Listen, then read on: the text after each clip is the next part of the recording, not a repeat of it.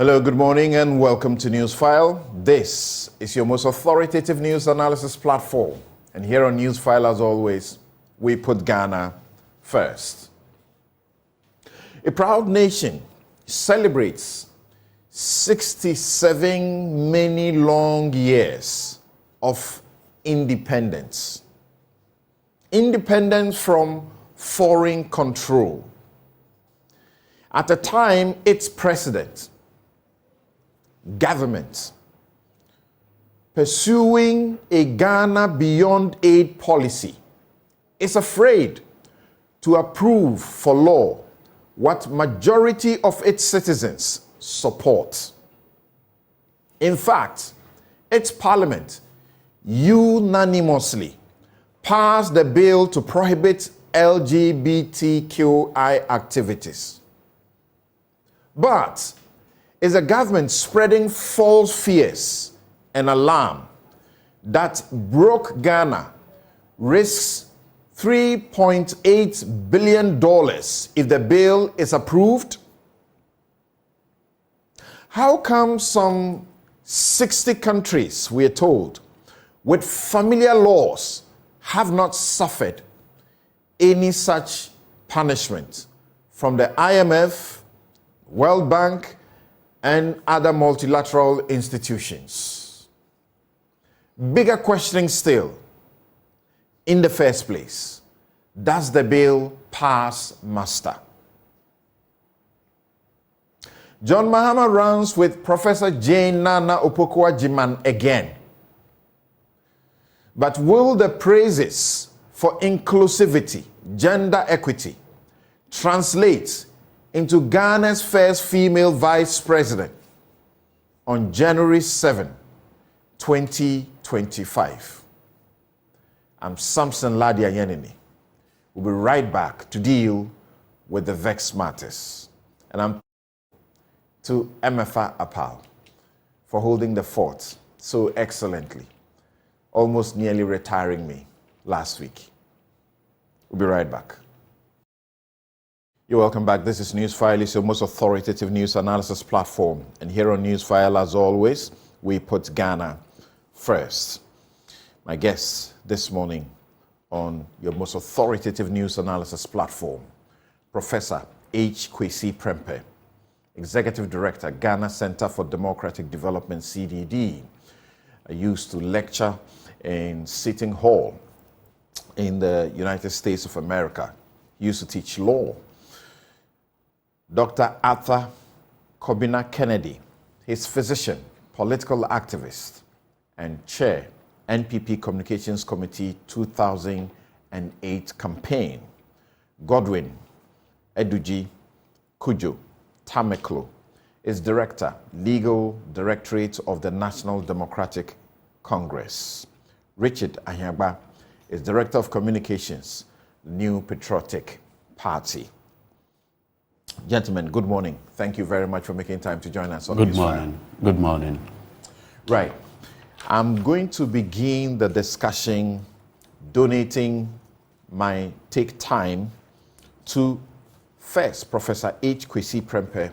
The CDD issued a statement insisting that the bill on proper human sexual rights, family values, whatever you call it, does not simply pass muster. To wit, it is pure unconstitutional. He will explain why they say that to us, and then we'll zoom in onto the questions arising as to the risk if the country passes this bill into law. But let's hear from Parliament some of the developments after the passage. Afenyo Making led for the side of the majority and on his own front, because he's been against some of the procedures and some of the aspects of the law.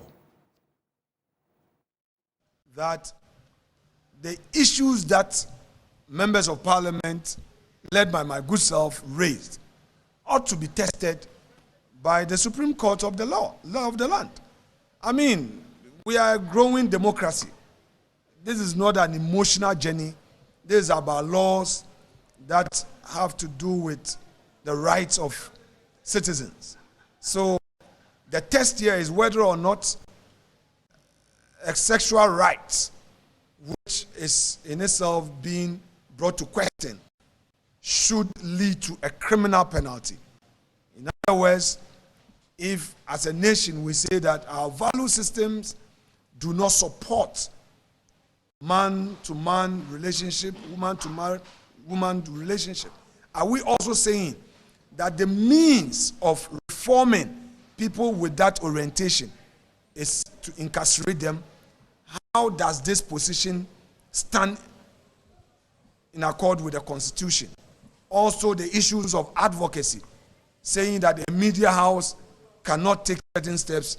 How do we juxtapose that within the context of the Constitution? All these are matters that I believe that if they are tested in our Supreme Court, is going to help us to bring this matter to a good rest.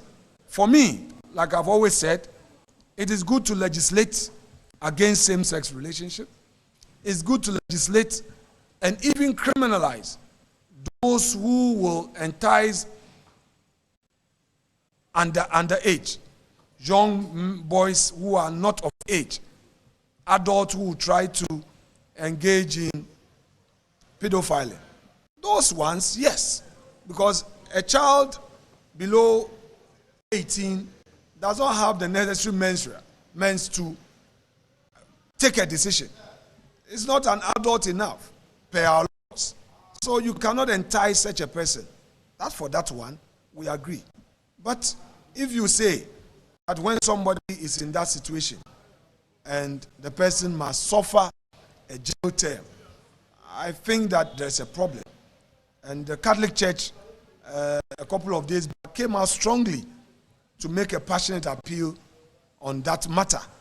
I believe that we would have to test the law on it and see. In any event, as a country, tolerance is part of our value system. Tolerance is part of our value system. So either way, we must find a middle ground.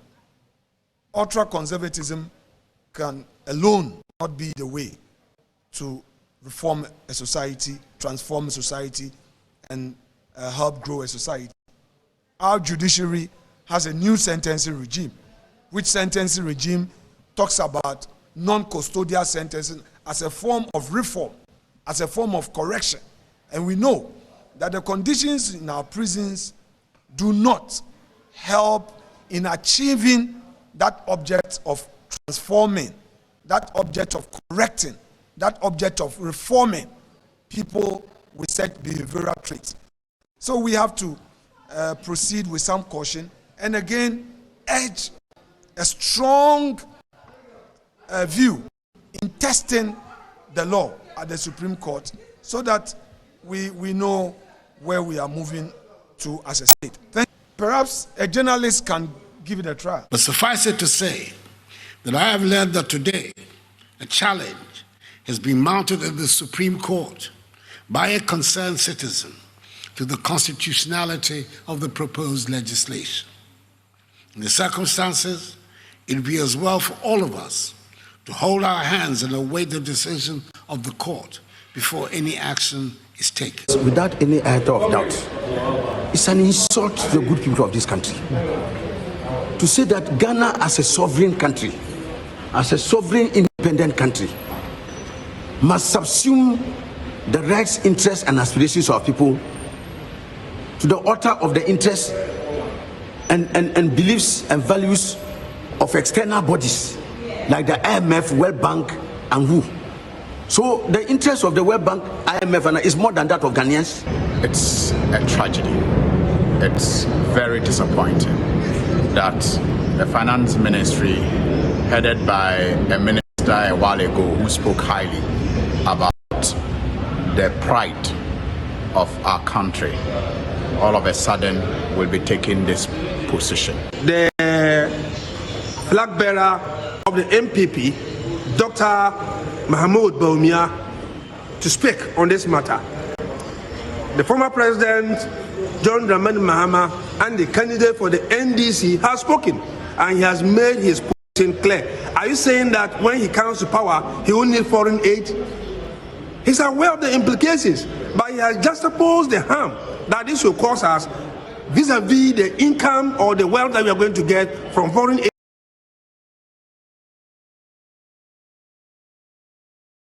Right, so you heard Afenyo King, Majority Leader. You heard His Excellency the President of the Republic, Nana Jane Opoku-Agyemang, and you heard some members of Parliament of the opposition expressing their disappointment at the conduct of the President. Now, like I announced earlier, let's begin with the CDD's director, whose outfit issued a statement and said this was completely wrong. It is, he says, it was an unconstitutional act. How do they justify that? And for those of you joining us on our various social media handles, let us know. Should Ghana call the bluff of all the entities that are threatening aid if this law is passed? Should Ghana call their bluff and assert its independence, quote unquote, or sovereignty? Professor H. Kwesi Prempeh, thank you so very much for making time to join us, sir. Very much, Samson, for having me on your show. It's been a while. That's right. So help us understand what the CDD and like-minded CSOs, including the Commission on Human Rights and Administrative Justice, mean when you say that this bill is unconstitutional. It does not pass muster. Samson, again, thanks for having me on your show. And I'm quite, it's interesting that in this introduction, you have mentioned the Human Rights Commission. I'm quite delighted to hear you mention it, because in this debate, as it has unfolded, it appears that we have taken our human rights education on this matter, not from the expert constitutional body charged with human rights education and enforcement, which is CHRAJ, but from the proponents of the bill. We have allowed, and I think the media is highly complicit in this, we have allowed definitions of what constitutes human right and what does not to be led by Mr. Sam George, Mr. Fuameni, and the likes, neither of whom I know to be human rights experts, and certainly not to have expertise on human rights that supersedes what CHRAJ has. CHRAJ has featured very little in this debate. So I find it actually, I'm gladdened that at least you have acknowledged that CHRAJ too, not just a bunch of 18 professors or intellectuals or however you call us, or not just CDD. But let me begin, by putting this in context. I think one of the things that has happened in this conversation is really a mischaracterization, grotesque mischaracterization of what this bill is and is not. When I listen even to the Honorable Afenyo King, he begins, he talks about the bill and then immediately transitions into conversations about pedophilia. This bill is not about adults having sex with children. That was already criminal. And if it was about that, the more culpable group would be largely heterosexuals, right? So if you look at the defilement cases, if you look at teenage pregnancy in this country, we know that those are largely heterosexual cases. So it's not about pedophilia or defilement. It's not about rape. rape is already criminalized. And if you have non-consensual sex with somebody, whether you are homosexual or heterosexual, it is rape. It is punishable under the law, as it must be. It is not about same-sex marriage. Same-sex marriage is already not allowed under our law, and you cannot do it. In fact, if you're married under the ordinance, I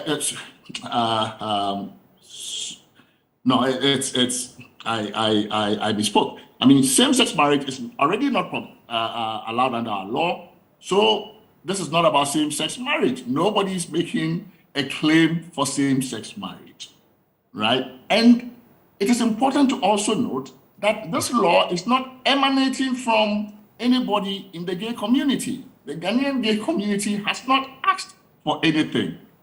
They are sitting there somewhere, and some people bring a bill. So what this bill is seeking to do is essentially homogenize a certain sexual orientation that we in the majority possess. And the fact that a small minority in our population may not possess the same sexual orientation or may not exhibit the same sexual orientation has become for us something we can't live with. And therefore, the majority is trying to homogenize one form of sexual orientation and impose it on everybody else. I think what we are seeing in this bill is a lack of appreciation of just some humility about the fact that we do not know certain things about nature and about life. We do not know why certain people are homosexual and others in the majority may not be. We do not know why a small population of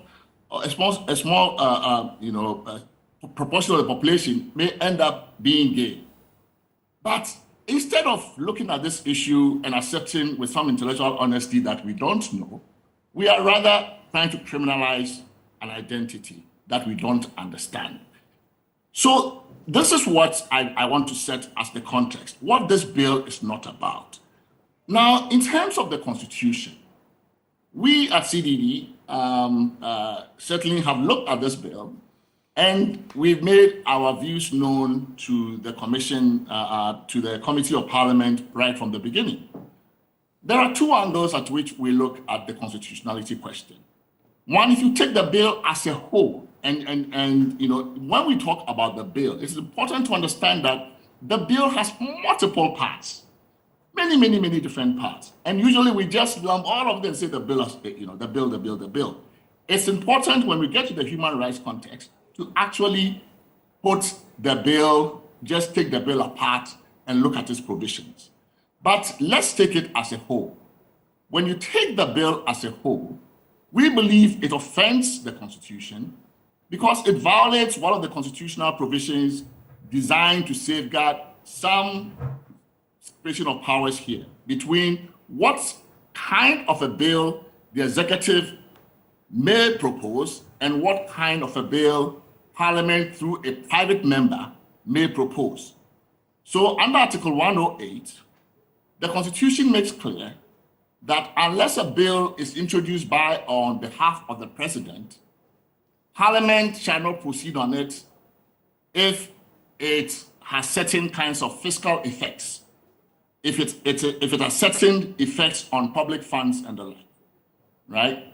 So we have, from the beginning, taken the position that while we have been very supportive from the beginning on the idea of private members' bills, we think it's a great idea for private members in Parliament to be able to sponsor bills so that if the executive is not acting to solve a certain public problem, that at least private members of Parliament can take initiative.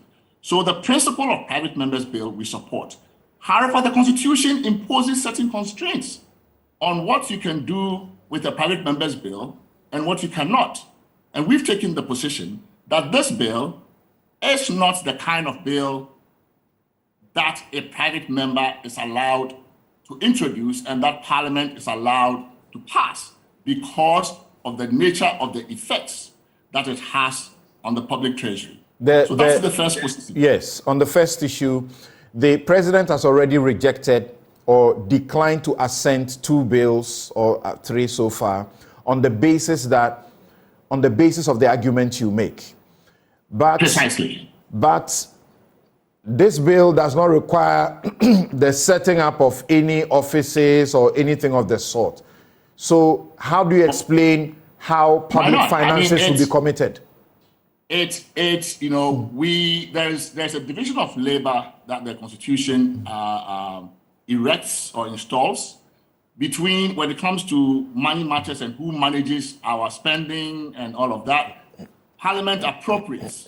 The government presents its budgets proposals to Parliament.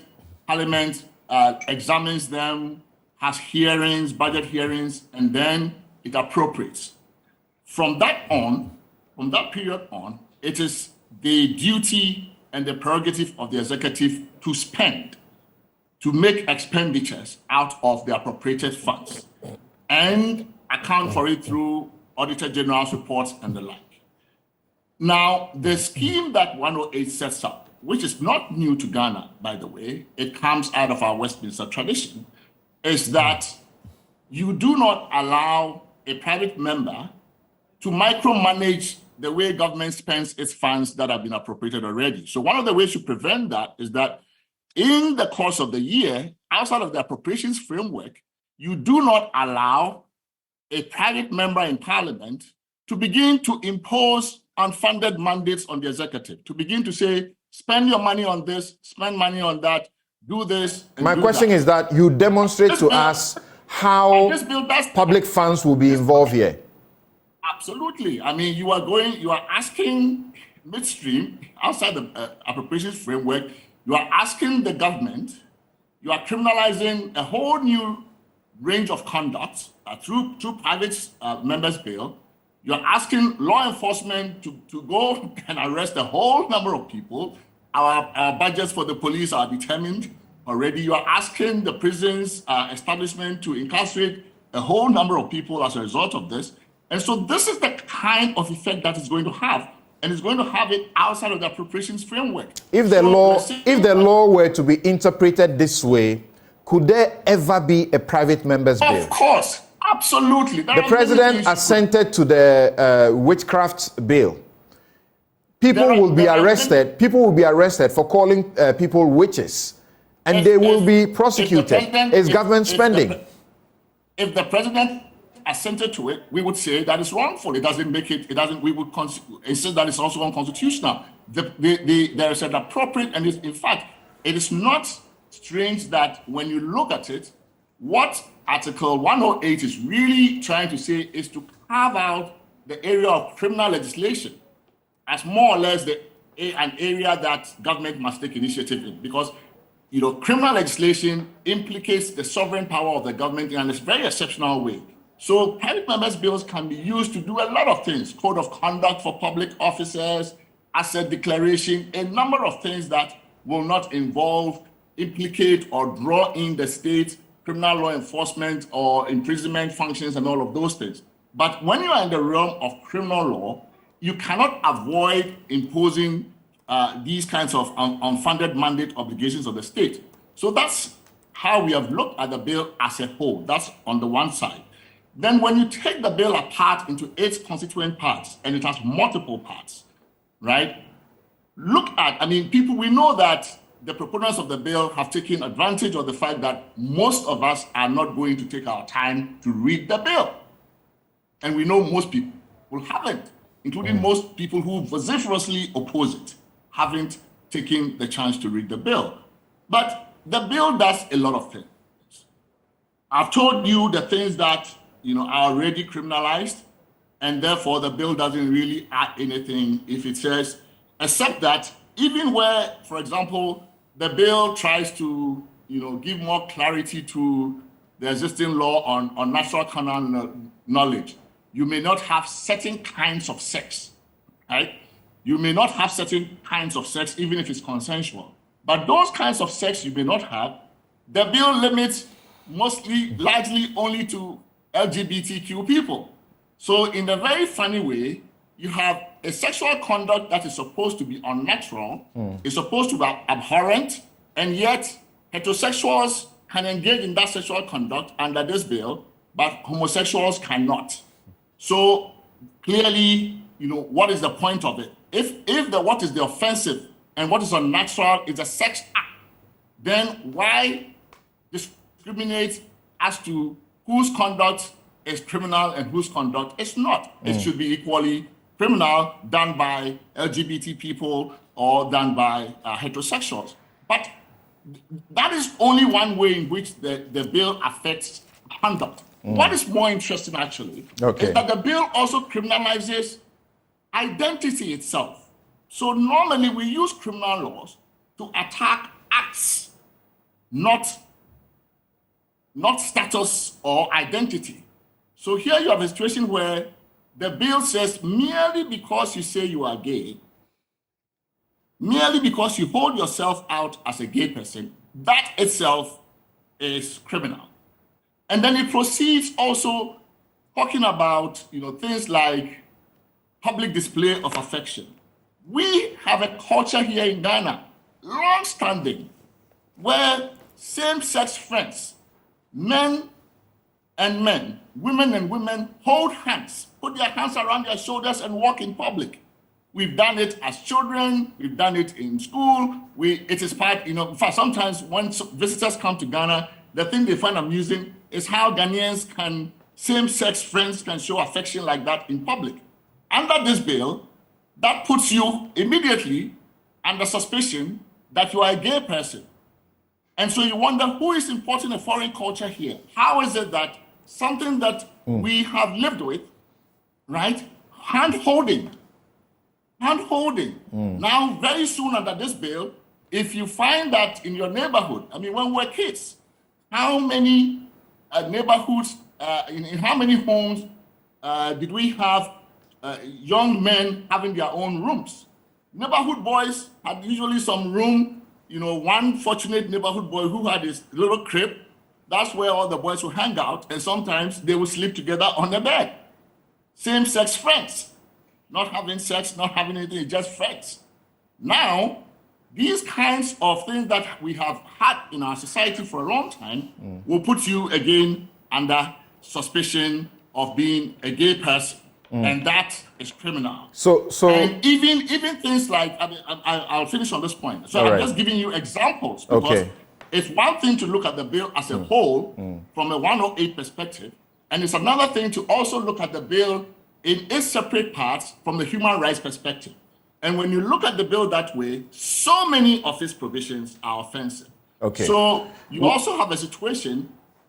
Now I'll give you my last example of this on this point. Thank you. So I've spoken about how it criminalizes just mere identity without reference to conduct, how it criminalizes certain conduct that are deemed unnatural or offensive only if they are undertaken by homosexuals, not by heterosexuals, how it criminalizes innocuous acts that we have always had in our society, hand-holding, putting your hands around your friend's shoulders, walking in the street, now puts you under suspicion of being homosexual. And then, the more bizarre one is that even if you advocate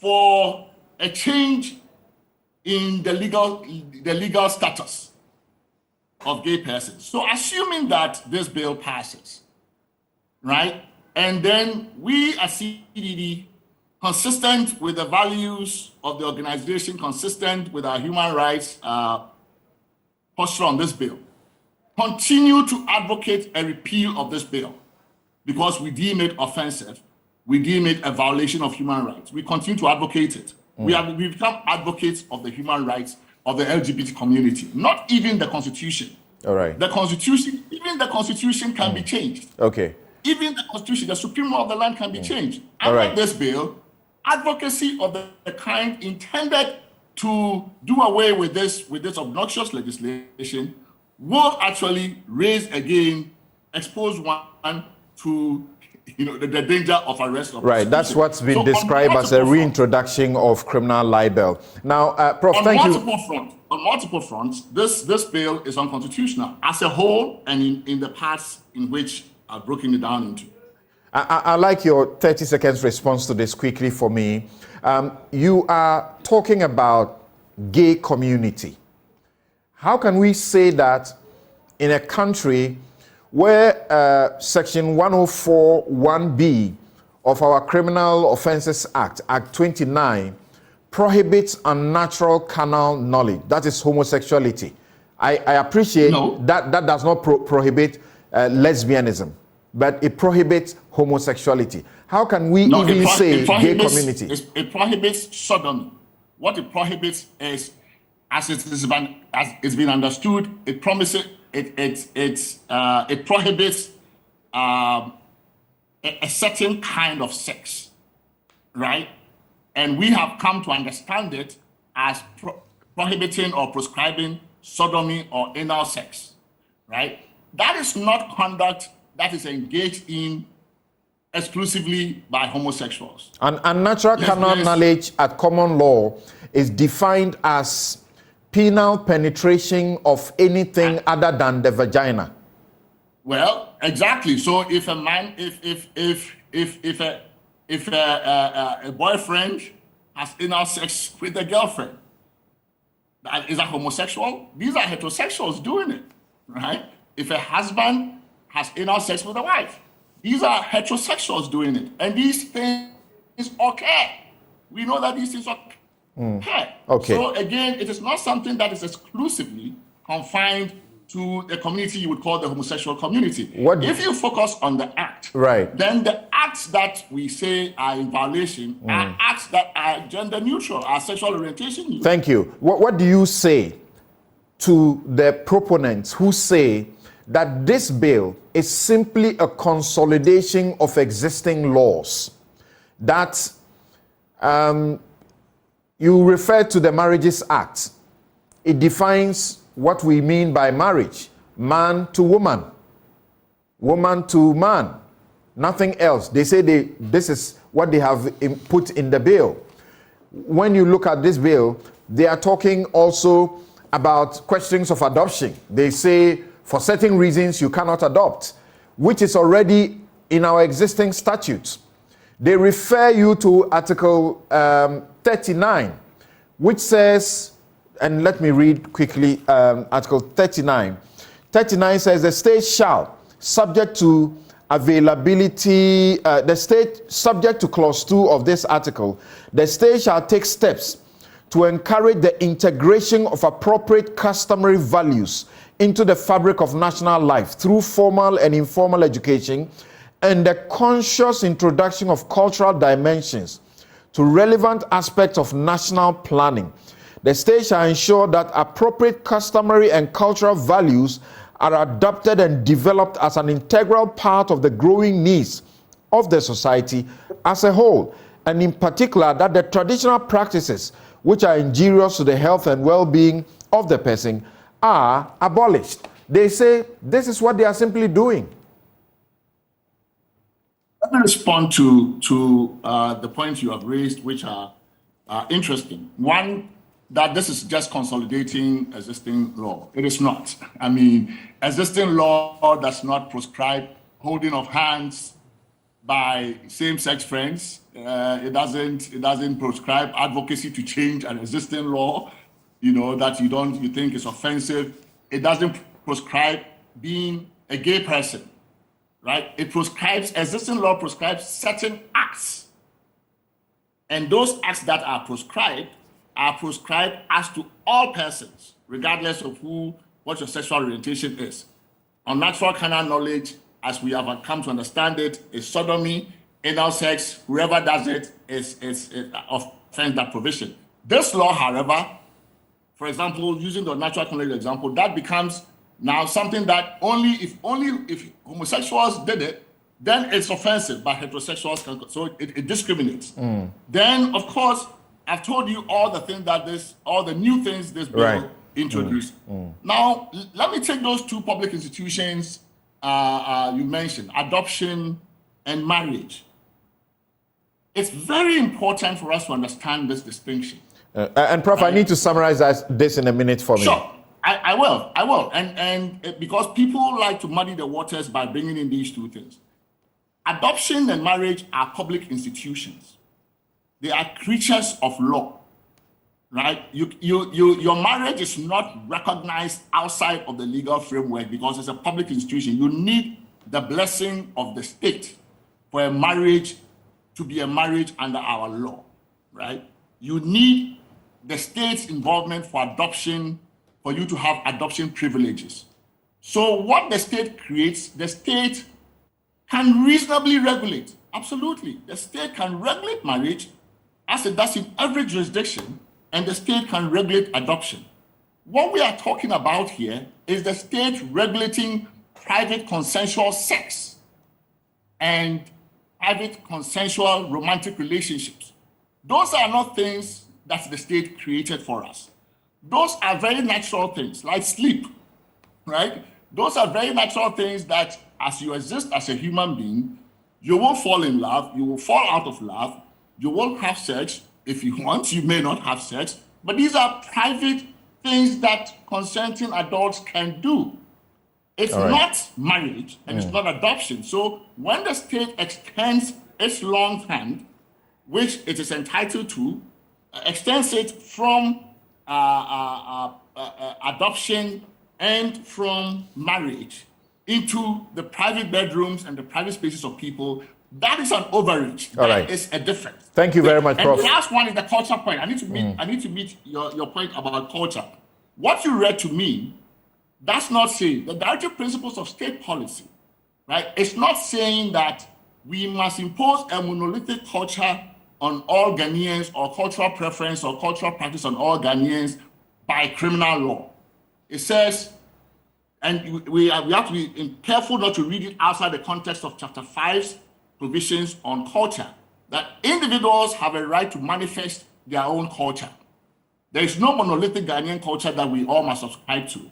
We all cannot speak with an American accent. We all cannot be forced to wear cloth to funeral, those kinds of things. So the rights regarding culture are for us as individuals. What the state is however saying is that the state, we must be encouraged as Ghanaians to exhibit Ghanaian culture. Thank you, Prof. And we do that by saying Friday, wear Ghanaian cloth and all of those things. That's how we do it. Thank you very much. Let me go to Dr. Arthur Kennedy. And Dr. Arthur Kennedy, you wrote an article and simply called on Parliament and the country to look back to the independence struggle, how our forebears were bold in overcoming colonialism, the imperialists. And you say they should simply call the bluff of what Samuel Okudzeto refers to as the arrogance of the diplomatic, missions and so forth. There's this gentleman who also agrees with you, Kweku Agre-Orleans. He also writes and says, Ghana's parliament has placed an independence bomb on the president's desk, with the Supreme Court being called on to, hopefully, act as the bomb disposal unit. He shares the view also that an independent parliament, a sovereign parliament, should not be subjugating what it is doing to a foreign party. You are making all these bold statements, ignoring the risk that the finance ministry points us to, potentially losing $3.8 billion. We are broke. Things are really difficult for people at the moment.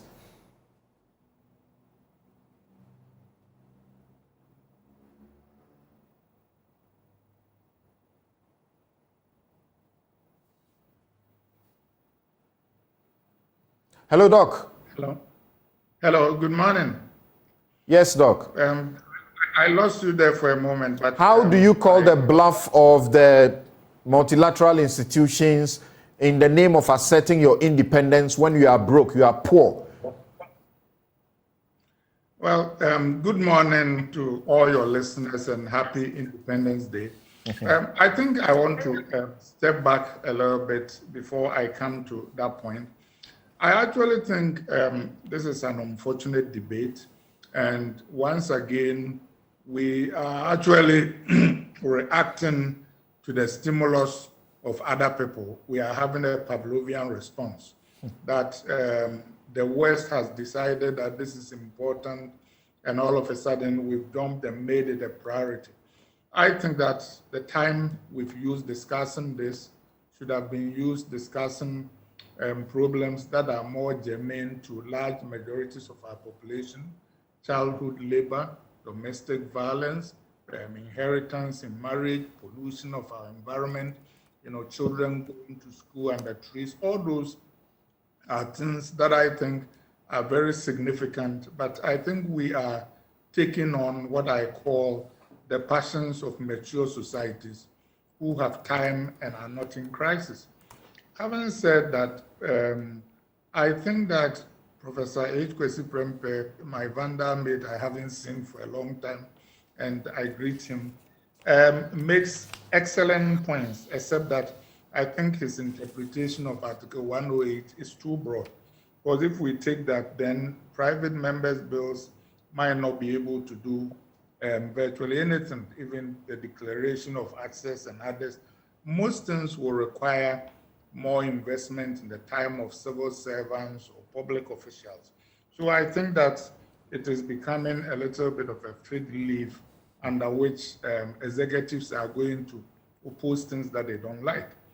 Having said that, I think the process that we went through to pass this bill that we are discussing was unfortunate. And Kwame Pianim makes an excellent point in an interview a couple of days ago that a lot of the fears that are being raised by the finance ministry and others should have been part of the process of passing the bill, engaging the parliament, and that, in fairness, even the president, apropos Kwesi Prempeh's point, didn't need to wait for the bill to be passed, that he could have called the leaders of parliament, engaged them privately, sent his ministers to talk to them. In other words, he should have used his influence to try and shape the bill so that it will get to an acceptable one. Having said that, to comment on the substance of the bill... But Doc, they have done this, except that there's one thing we must agree, that there is this, let's call a spade what it is. There's this mob lynch hysteria, fanaticism about this bill. The religious and so you see even MPs who want to state a position about law and procedure against the bill are careful to begin by saying, I support it. Because if they dare give an indication that they are doing anything that will give an impression that they are against it, they will be tagged first of all as gay. So nobody has been listened to. Those who had contrary views have not been listened to. You don't agree? No, I don't. And actually, I think that if we say that, then we are making a confession on behalf of the president that he's ineffective. This is the president who managed to prevent Parliament, his own party, from sacking the finance minister because it was important to him. So when we say that if we accept what you are saying, we are just saying that the president has been ineffective. If he were effective, then we wouldn't be here. And I agree with Professor Kwesi Prempeh that the bill, while I think that the general purpose of the bill is understandable, having gotten past the question about whether it is even important enough for us to engage in it, it's too broad. I think Pierre Trudeau actually defined the question of LGBT rights in 1968 when he said, our governments have no place in our bedrooms. I think that the most serious concern about this is the invasion of people's privacy. I think that it is important to regulate public conduct, that it is good on cultural perspectives to talk about where we want our society to go and to try and make laws that promote that. But I think Kwesi Prempeh makes very good points about things that in effect can be done by heterosexual couples and are not criminal.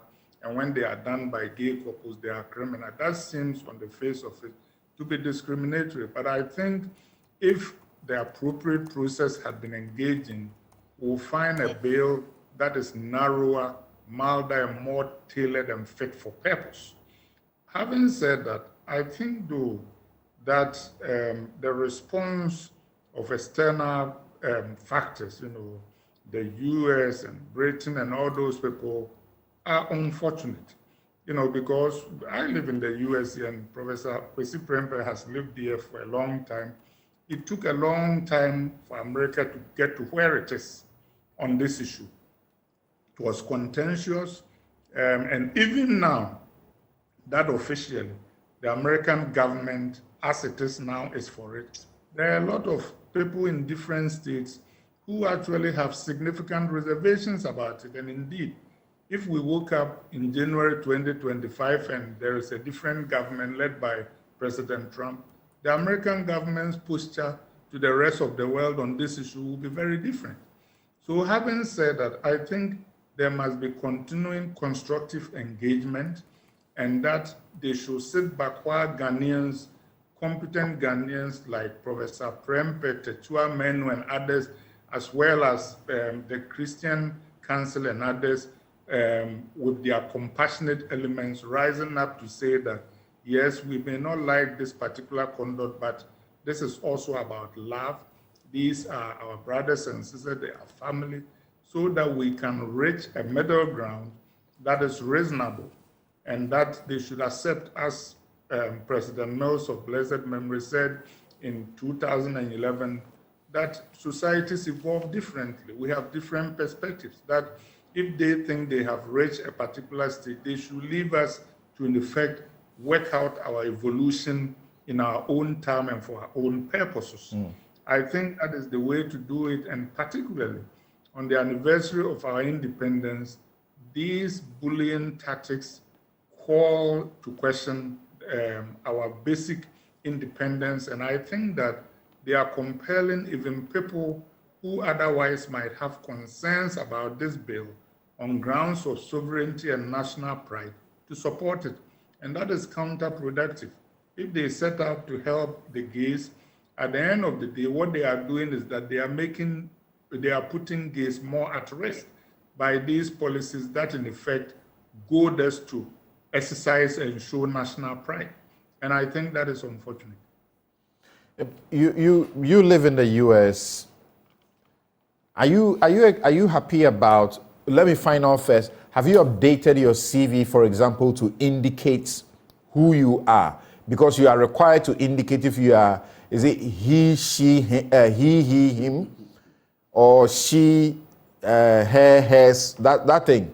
Have you updated?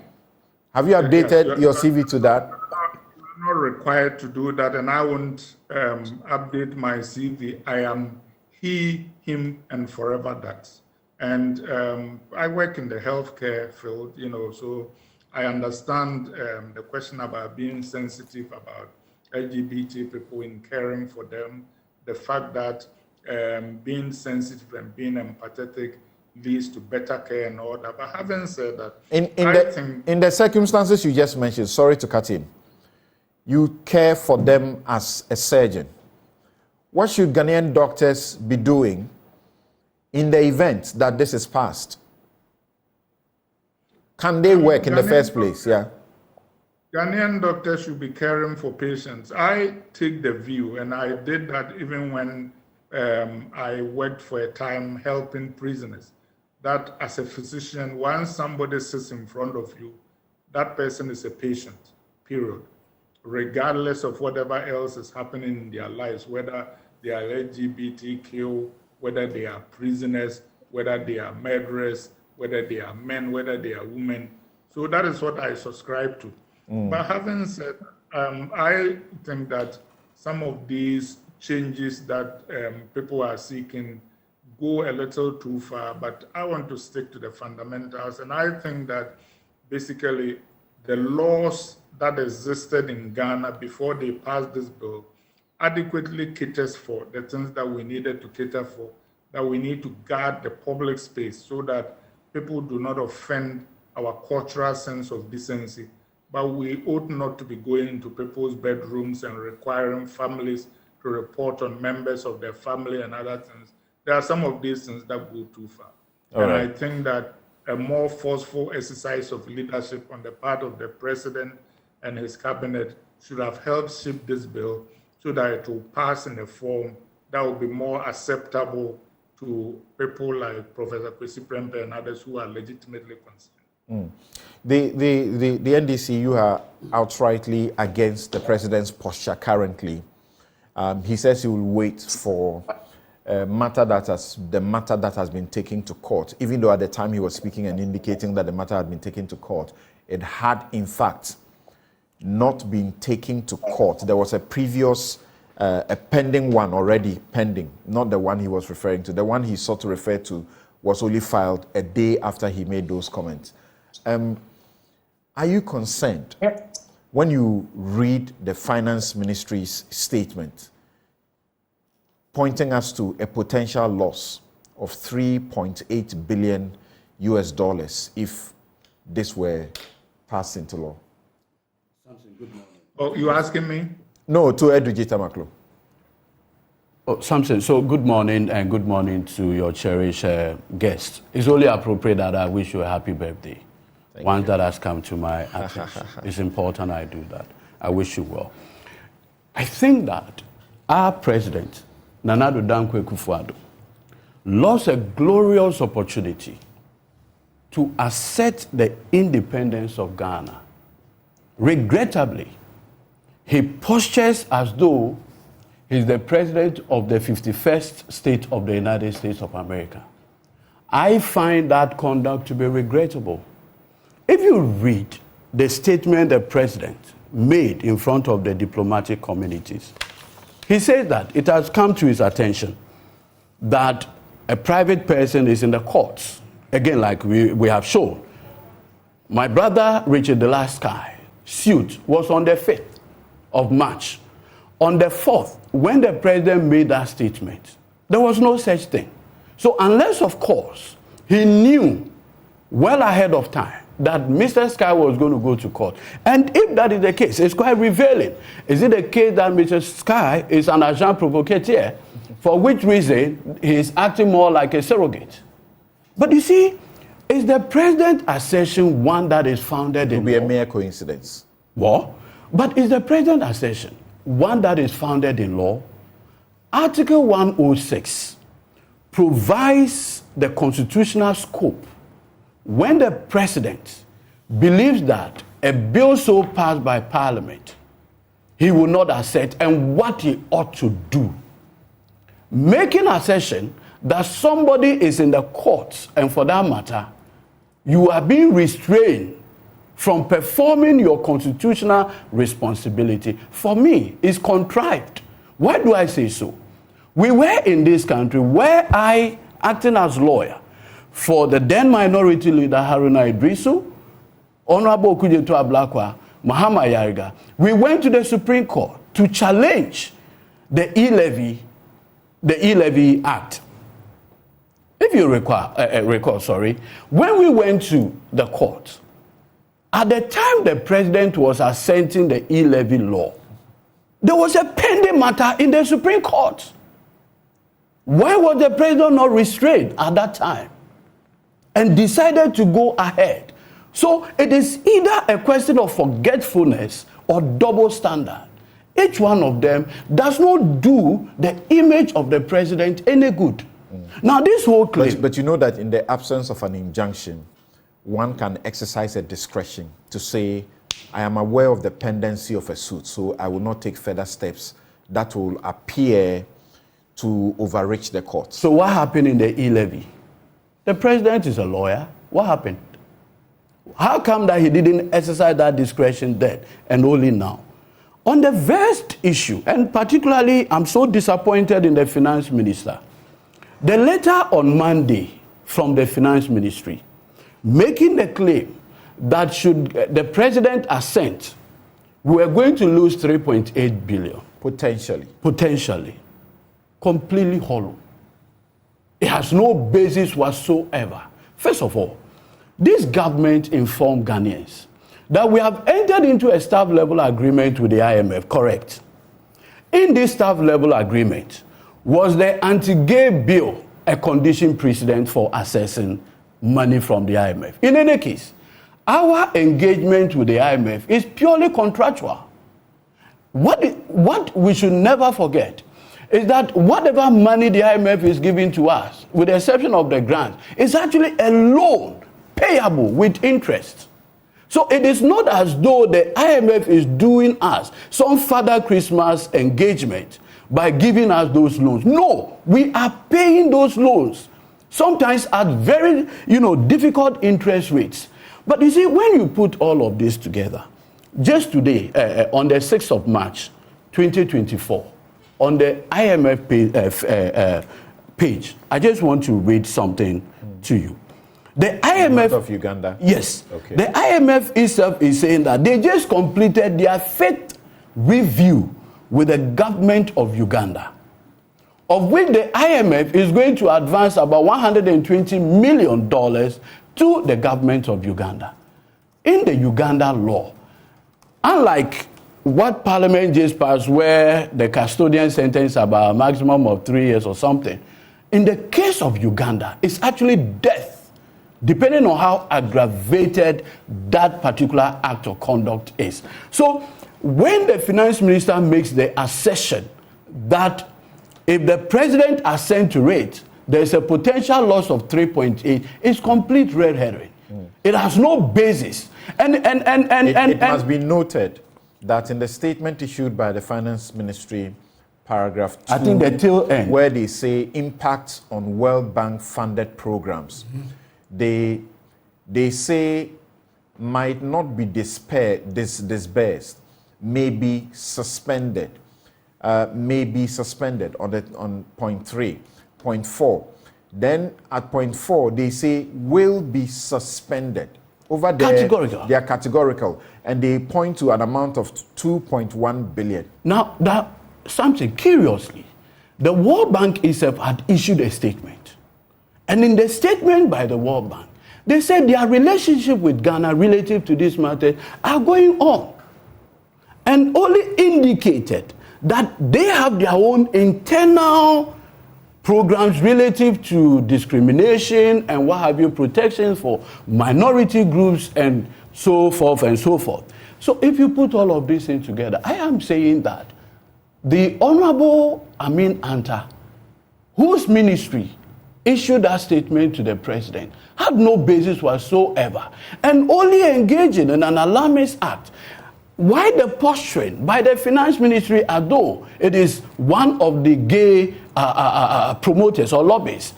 If you do that, it does not do well. And I've made a point. When the United States of America Congress is about to pass a law in the US of A, they don't consult anybody in Ghana. Our relationship with the United States of America or the UK is one that is founded on mutual benefits. Look, Samson, look at the number of United States of America investment in Ghana, either in the oil sector, mining, or whatever. So the relationship is one that is even beneficial to them. Whatever we get from them, it is not something they give to us because, quote unquote, we are a beggar nation. Is it not curious that the government now for 7 years anchored its economic policy programs on the basis of Ghana Beyond Aid? It's now using aid as a basis for the president to deny his constitutional responsibility. And even what is even more curious is this posturing by the president to behave as though he's Pontius Pilate. I will not do it. I am leaving it to the Supreme Court. Why would the president want to set up the Supreme Court for public ridicule and opprobrium? Because there are questions that requires executive decision. Assent to the bill. Do that. That is your responsibility. That is not the responsibility of the Supreme Court of Ghana. And so this whole attempt by Mr. President to hide under a so-called, challenge at the court, which never existed, though, at the time he was making that claim. Why do you discount what the president has said about this matter emphatically on the 27th of February 2021 at the Anglican Church, when, because of some of the comments by the opposition, he had to be unequivocally clear about it. You and see, he said, I have said this before. Let me, in conclusion, stress again that it will not be under the presidency of Nana Addo Akufo-Addo that same-sex marriage will be legal. That same-sex marriage will be legalized in Ghana. It will never happen in my time as president. Why do you discount that statement? Immediately he made this statement. Subsequently, the vice president of the US was in Ghana. The president's body language changed. When Kamala Harris came to Ghana, the president again affirmed his position on this matter by taking a contrary view that the level of advocacy, if it increases, anything can happen. Much earlier on Al Jazeera, he had already asserted that if the level of advocacy increases, it is bound to happen. So what's wrong with that? No, but the man says that once he was in the UK, schooling in those days. Is that not a progressive view? What is progressive about what he's saying?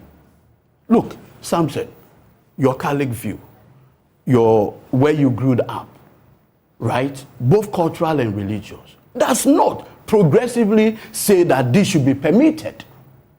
And I am saying that in this country, the two dominant religious groups, Christianity, Islam, have a common position on this matter, forbidden. And so if the thing is forbidden, what is progressive about it? And so if the president is minded, we are saying that his words, body language and everything does not accord with the level of unanimity when it comes to the position on this matter. It's interesting. My learned senior professor H. Kwesi Prempeh makes the point of constitutionality of what Parliament has so far done. I was expecting, respectfully, when he was making his submission, that you would have taken us a certain excursion through the Constitution, either read as a whole or in part. What exactly is the constitutional standard now? For which reason what Parliament purported to have done offends that? I didn't see that coming out clearly. And for that matter, I strongly disagree with the position by the CDD that Parliament, in purporting to pass this thing, committed a violation of the 1992 Talking about which village I come from, which denomination I belong, and what the values are, don't you agree with Bernice Johnson Reagan when she writes on coalition politics and says, we have pretty much come to the end of a time when you have a space that is yours only, just for the people you want to be there. We have just finished with that kind of isolating. There is nowhere you can go and only be with people who are like you. That it's over. We must give that up. The people running the society call the shots, as if they are still living in one of those little villages where they kill the ones they don't like or put them in the forest to die. The thing that must survive you is not just the record of your practice, but the principles that are the basis of your practice. You don't feel that this is what the government appears to be responding to, that this is the kind of world we live in now. Senior, with respect, if you read, for instance, our Marriages Act, it recognizes 3 kinds of marriage. The customary marriage, which is potentially polygamous. Polygamous, absolutely. Can you practice polygamy in the US? As many as 1895 or so, the US courts have already authoritatively pronounced outlawing polygamy. Are you saying, based on the reference to the courts, that persons who are of Islamic orientation should be permitted to marry 3, 4 in the US of A, because that is what their religious belief allows them to do? No. In fact, what's coming, if you read Surah 7, verses 81 to 84, it makes it clear that the Prophet Muhammad in the Holy Quran forbids that completely. How come that the US of A does not accept these views in Saudi Arabia? You don't think, like some believe or scholars think, that religion has been used for abuse certain times, and this is clearly one of the occasions where religion is being projected and used to abuse rights? I've read Danquist literally using religion to force the hand of, the president or lawmakers to determine a law on the basis of religious belief. Senior, at the faculty, one of the source materials on Ghanaian, even account custom, Kashmir law, is J.B. Danquist's book. Nowhere is there any proposition or suggestion that there is a Ghanaian culture that permits same-sex marriage or the incidents related to it. Nowhere. And at least Danquist is authoritative. But does he treat that subject? That's the question. No, the point is that in discussing the question of the Akan cultural laws, a critical issue of sexuality could not have escaped his lenses. And I'm saying that if you go to Ewe, Dabani, Frafra, whatever, I have never seen any acceptance of this, what is being asserted by the post reference, to be permissible. And I'm saying that both culture and religion coincide interestingly on this vast issue.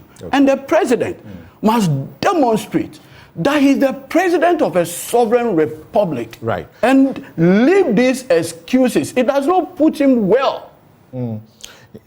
Richard, people are asking the question, regardless of all the other, things that have been raised, and I've raised questions here for a good purpose, because I've also come to identify the hysteria with which this matter has been, and the fanaticism with which this matter has been debated, almost seeking to hang and kill those who want to express a contrary view, as if it was a crime to express a contrary view.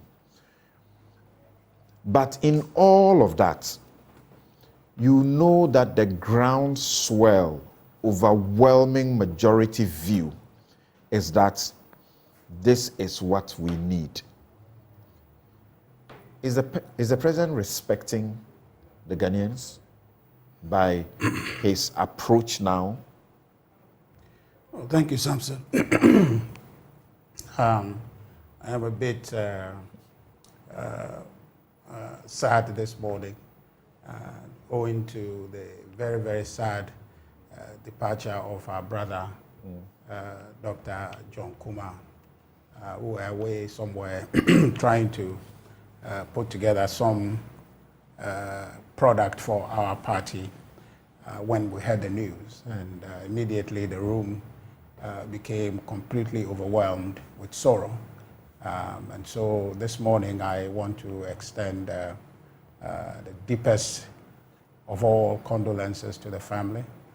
The party, through the General Secretary, has issued a statement consoling the party, their family. That will never be enough. It will never suffice even for the party, for the family and the party. But we pray that God Himself will console the family and even the new patriotic party. Right. It's news that's true. I was on this show with him. That's right. And in fact, that was the last time we met. It was both of us, our last public encounter. Exactly. And incidentally, it was on this platform.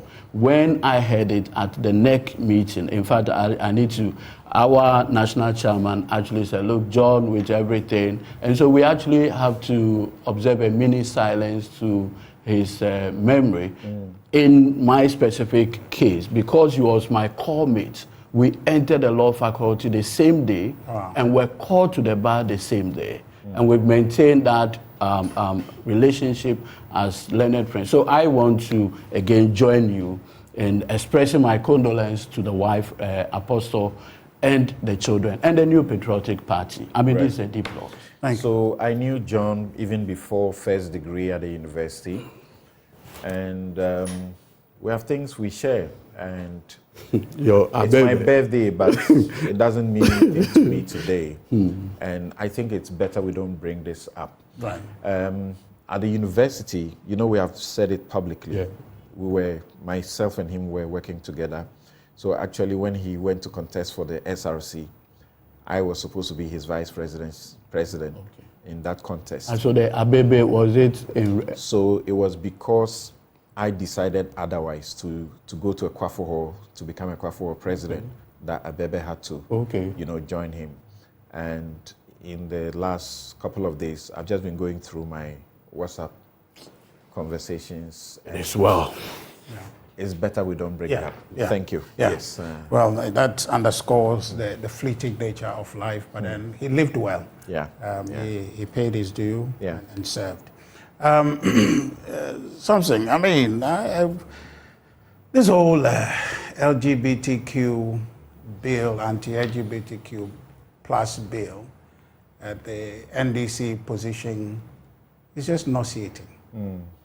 They are sitting here scrambling for opportunity to blame government, finding or seeking every single opportunity to make things look gloomy in this country. And so anything that doesn't look like an issue, the NDC will make an issue out of it. The CDD position, an independent CSO, reputed in this country as independent-minded. I think Professor H.C. Prempe's explanation should have ended the matter. And the NDC know about this. But somehow, they are straddling along somewhat boldly, and I would say vainly, forward as if there is something there to be had. There's nothing there in this argument about LGBTQ plus, and somebody is for it, somebody won't sign it, and therefore the person is supporting or promoting gay and associated behavior in Ghana. There is nothing there. The NDC should quit this matter already. Because on principle of constitutional law, or our constitution frowns on this matter. The idea that a private member's bill will raise cost on the public purse is completely out of line. So in that regard, this conversation is moot to begin with, my brother. But then yet they are carrying on just because they don't have any issue to talk about. They're just seeking to make issue out of nothing. So my brother Ejudi says, President Akufo-Addo has missed a glorious opportunity to sign the bill or to make history or whatever he's seeking to say. President Akufo-Addo rather demonstrated his sensitivities to the law to say that because there are concerns in the courts about this particular bill, he will not move forward to sign it up until that determination is made. And Samson, you helped him, and I know he knows, because he's a very good lawyer, he knows, but then he's seeking for his political purposes to conceal that knowledge. The president signed, LG says, the president signed the e-levy, even though there was a case in court. Samson, if you put the two laws on a pedestal, they won't stand. One weighs heavier than the other. The consideration to do with revenue for a budget that Parliament has passed, which is in motion being implemented, already having been delayed for 5-6 months. That bill having been passed should wait for a court issue to be determined. Running the economy, having approved the budget as it was in 2022, is almost like flying an airplane. You are in motion. Decisions you make have consequences. So you have to continue your motion. So it doesn't arise in terms of comparing that to the LGBTQ bill that the president, in realizing that there are concerns about it. Beyond the economic urgency, on which basis you can compare this LGBTQ to the e-levy. Beyond that, Samson, the LGBTQ law that have been passed carries weight in terms of our morals and our culture and the determination we are making in our democracy to grant people space for freedom. It has consequences for people's rights. So if you are a president seeking to sign that bill, you must be clear in your mind that every consideration for every possible right of people have been considered. And you sign that only upon that satisfaction. So you don't do that arbitrarily. You don't do that because LG is standing in the fence to criticize you, so you sign it. You don't do that on the basis that former President Mahama, who I can tell you immediately will flip-flop on the position that I support it, will criticize you for it. You sign it because you have done due diligence, you have weighted all the consideration and seen that ultimately this will promote social good, will advance the cohesion of our society, then you sign it. So there is no hurry at all. You give it every time, every consideration. You don't think the same argument should go for the bill, the one we just referred to? What's it again? The what? Is it the witchcraft one? No, the one you just the e-levy bill that didn't have as much support. The e-levy bill that you could say that perhaps if you had put the question to Ghanaians, you may have had not up to 30% of them support it. Well, you see, so the e-levy, and then if this is characteristic of all tax policies. There isn't a unanimous position on any tax at all. Okay? It is almost like a medicine. You know, it's for your good, but you don't like it. It has to be administered to you. Okay? So that is a separate conversation. Really is at the time, if you didn't take that medicine, you're exposed to death or something more catastrophic. So you take it, even though you are crying, your parents must administer it. So that's that. This law, we have all the time in the world to look at it properly, especially because, Samson, there are current laws on the book that check the behavior, that limit the behavior, that control the behavior. The additional injections or the additional ideas we want to preemptively add to it, notwithstanding, it's not urgent. By the way, in the discussions that we have had just around the table shows that some aspect of this bill offends, and it offends the Constitution and is discriminatory.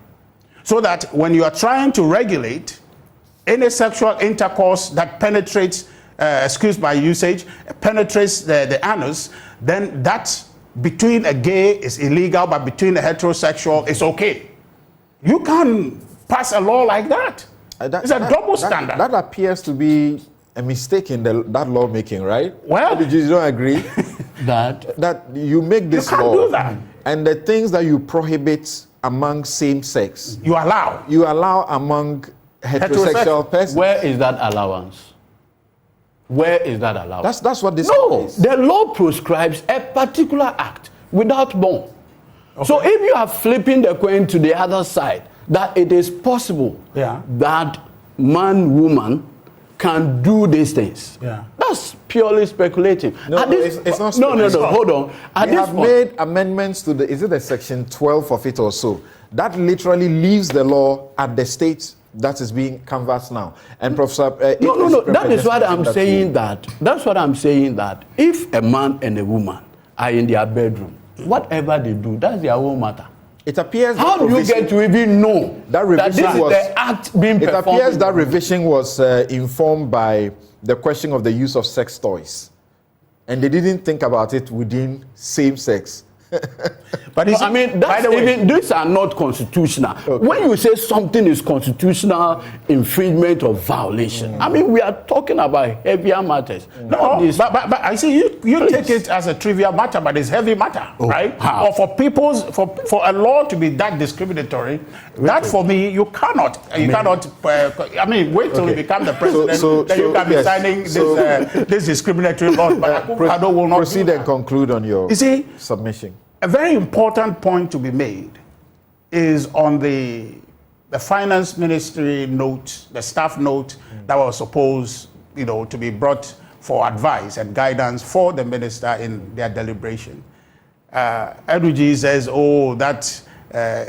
signifies some kind of hypocrisy or kowtowing to They are speaking Western. about the immediate impact Yes. on the implementation of the 2024 budget. Exactly. If the law is passed. Exactly.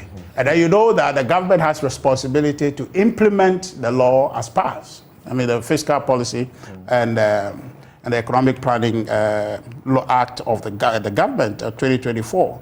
But you see, in that note, there is a reference Edwige made that the IMF consideration or the agreement we have with them, The staff level agreement. yes, even the entire agreement has no implication, or this LGBT law It's not a condition. It's not a condition, and therefore has no implication for that agreement. I agree.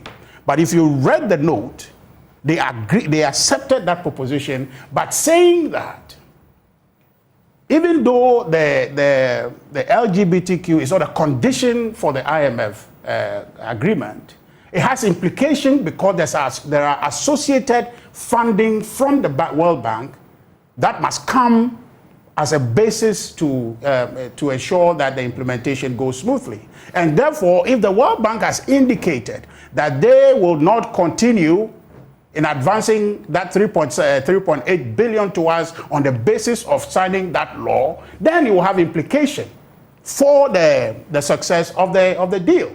So it is not directly the IMF deal that is contingent, or the law is not contingent on that, but it's the World Bank deal. The World Bank had also issued that a is the statement. advice. Yes, No, the wait, World wait. Bank has not said what you said. The World Bank says it will express its view if the bill becomes law. No. They have issued, hold on. They have issued a different thing and said their working relationship with Ghana is one that is ongoing. And that too, they have their own internal policies on these matters. That's completely different from I don't want to wait to find out late in the day what their internal processes are and which implication will have for Ghana's economy. But if you are managing this country, obviously, Samson and my brother, they are sitting in opposition, so they are not preoccupied by the daily hurts of Ghanaians, and so therefore the urgency. Daily hurts. The urgency. What more than destroying the economy? Please. The urgency and the importance that you attach to state decision making is not something that you are preoccupied with. So no, but you've already destroyed the economy. Oh, please, come on. You can sit on the fence freely, just accusing, just like how you were sitting on the fence blaming the blaster players that why can't they score? Why are they allowing people to score? But when they put you in there, they will score us Ghana about 2,000 goals if you are playing. But the point I am making to you is that the decision or that note was to provide guidance in giving context to what is possibly at stake. And so it is not by any stretch of the imagination more or less a stop to the ministry an admonition. I asked the question in my introduction. Is it false, scaremongering or alarm that the Ministry of Finance raised in that? Because as we know it, we have not less than 60 countries that have criminalized homosexual practices or LGBTQ plus activities or have similar laws to that effect. And all these jurisdictions continue to work with these multilateral institutions. Well, I admit that some of them are not in the circumstances economically that we find ourselves. So why is Ghana so jittery about that? Samson, in political advisement, you would have to spell out all the possible outcomes for your principal for a decision. So the staff at the finance ministry, they have a responsibility to show all the likely impact, all the likely outcomes of that decision, so the principal takes a decision. So that document is by no means a decision. Okay. It is providing the facts, the context within which you are making the decision for the minister to advise cabinet and therefore president to make a decision on the matter if it becomes necessary for discussion. So it's a preparatory document. It's not a document that is conclusive and has not resulted in any decision. What does it change if the Supreme Court okays this bill? Well, then if will the argument change? No, the argument will not change. Why? Because one, you yourself had indicated President Akufo-Addo's unequivocal position saying that same-sex marriage and associated practices are not something he will condone. Number two, the party he belongs to, the party he led once before, that party is a conservative party that is not, by its nature, aligned with such practices. So how do you reconcile your position with that? Three, in Parliament, as flawed as it is, our members voted in concert with the majority to pass with the minority to pass the bill. So there is an express position of the president, his party, and his parliamentary party that this is not an act we condone. Now, in the context of democracy, you know that public policy or reforms are subject to public opinion. And so therefore, if it becomes necessary, which was the point the president made, and what he calls Eduji was appearing to suggest that he was changing his position. If public position, if Ghanaians in their consensus thinks that this is the way to go, addressing all the infringements and the offenses in terms of the law in the bill, the president will have no choice but to sign it. But why? But it is important to ensure, Samson, before you get to that point of signing or not signing, to ensure that the bill is kosher. Why do you leave such an important decision to a Supreme Court bench of 5 or less or 9 when we know as it stands now that the majority of Ghanaians overwhelmingly endorse it? The president is setting them up for public ridicule. You know, see, if you make that argument to be most unfortunate, because in the construct of our government, there are equal branches. So the power of the Supreme Court is not subservient to that of the executive. Same way, the legislature is not subservient. So there are 3 equal important organs of the state. So therefore, having the Supreme Court have a say on the matter is not, it's not inferior to what decision the president will make. So therefore, at page 657 of the Constitution Review Commission's report. Why? At page 657 of the Constitution Review Commission's report, paragraph 129, recommendation for constitutional change. The commission recommends that the legality or otherwise of homosexuality be decided by the Supreme Court if the matter comes up before the court. They were being urged on to introduce the prohibition into a constitutional review, and they declined, they rejected. Eduji, what do you have to say about that? They said, let the Supreme Court... I haven't landed, but I want him to answer that question. Yeah, because now that's in their court. Right. Yes, so... When you say Akufo-Addo is prevaricating or is double speaking or doing whatever, blowing hot and cold, what do you say about this? And you remember that this was accepted by President Mahama with a white paper. No, that's what I'm saying, that at that point, it was a strict issue of recommendation. The white paper accepted it as it is. As we are speaking now, there is a particular bill in Parliament to deal with that matter.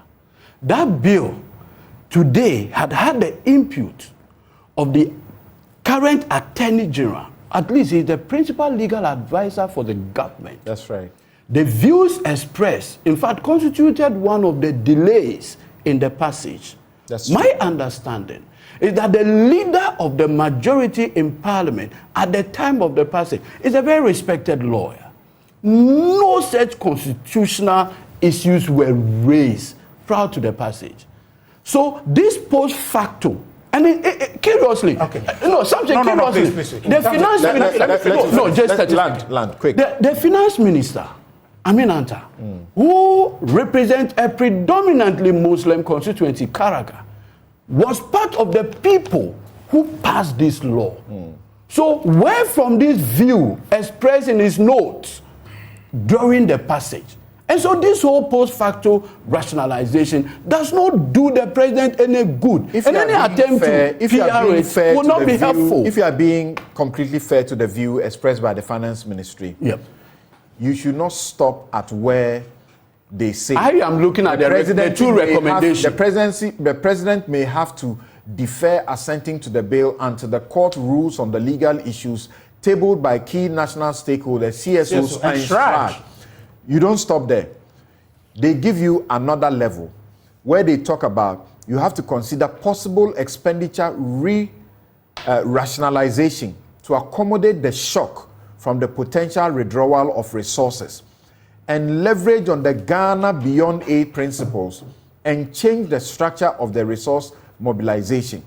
We must improve our domestic resource mobilization efforts by working towards our medium-term tax revenue to GDP target of 17 to 18% and eventually wean ourselves of the unsustainable dependency on development assistance. These are the long-term So they gave proposals. two views, not one long-term view. proposals.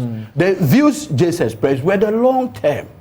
How do we anchor Ghana Beyond Aid, among others? All right. Richard is saying we have a contingent problem, a collapsed economy in distress. And for that matter, if we are losing that amount of money this year, it will have dire consequences for the economy. That's entirely different from saying that what is the long-term view in anchoring a sustainable economy. That's purely different. Sorry, let him conclude. But Sina, just look at your own Article 106, Clause 7 and 8.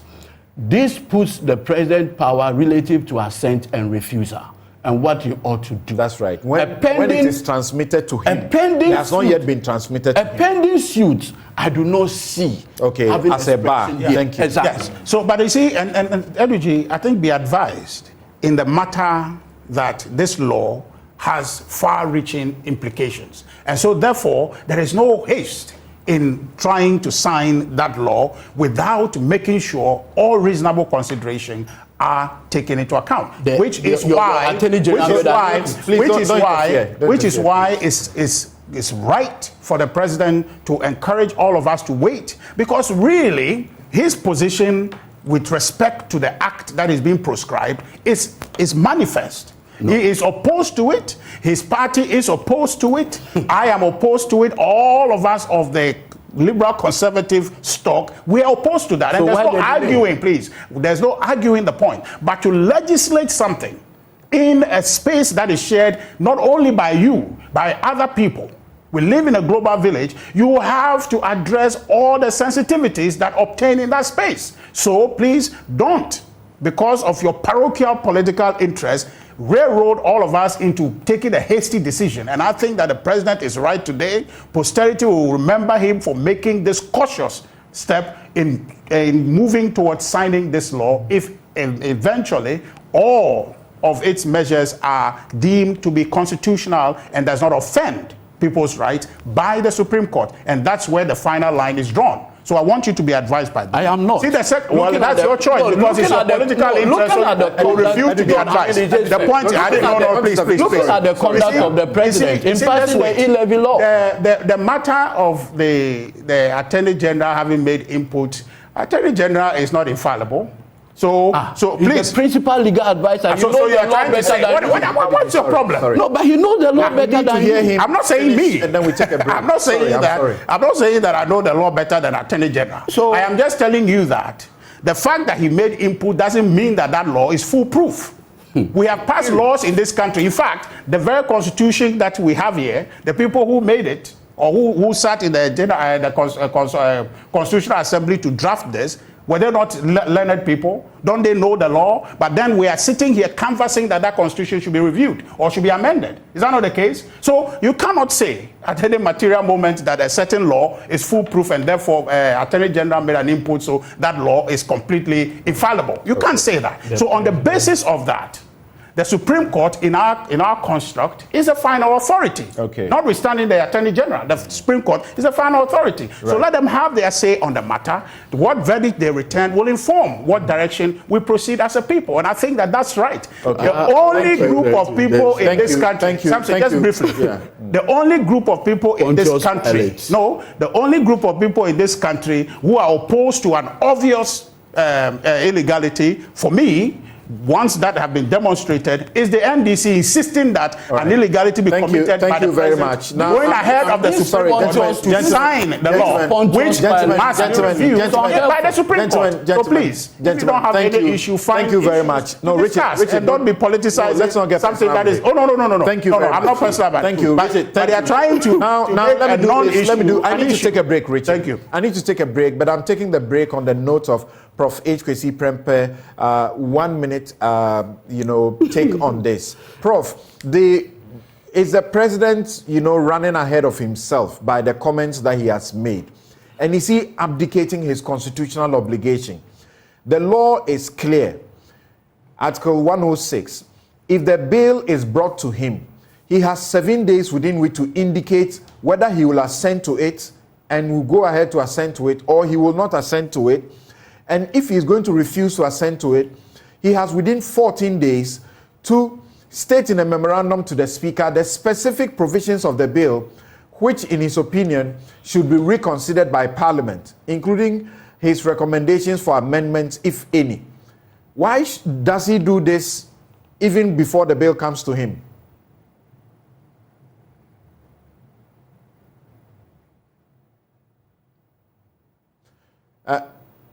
Please unmute your mic.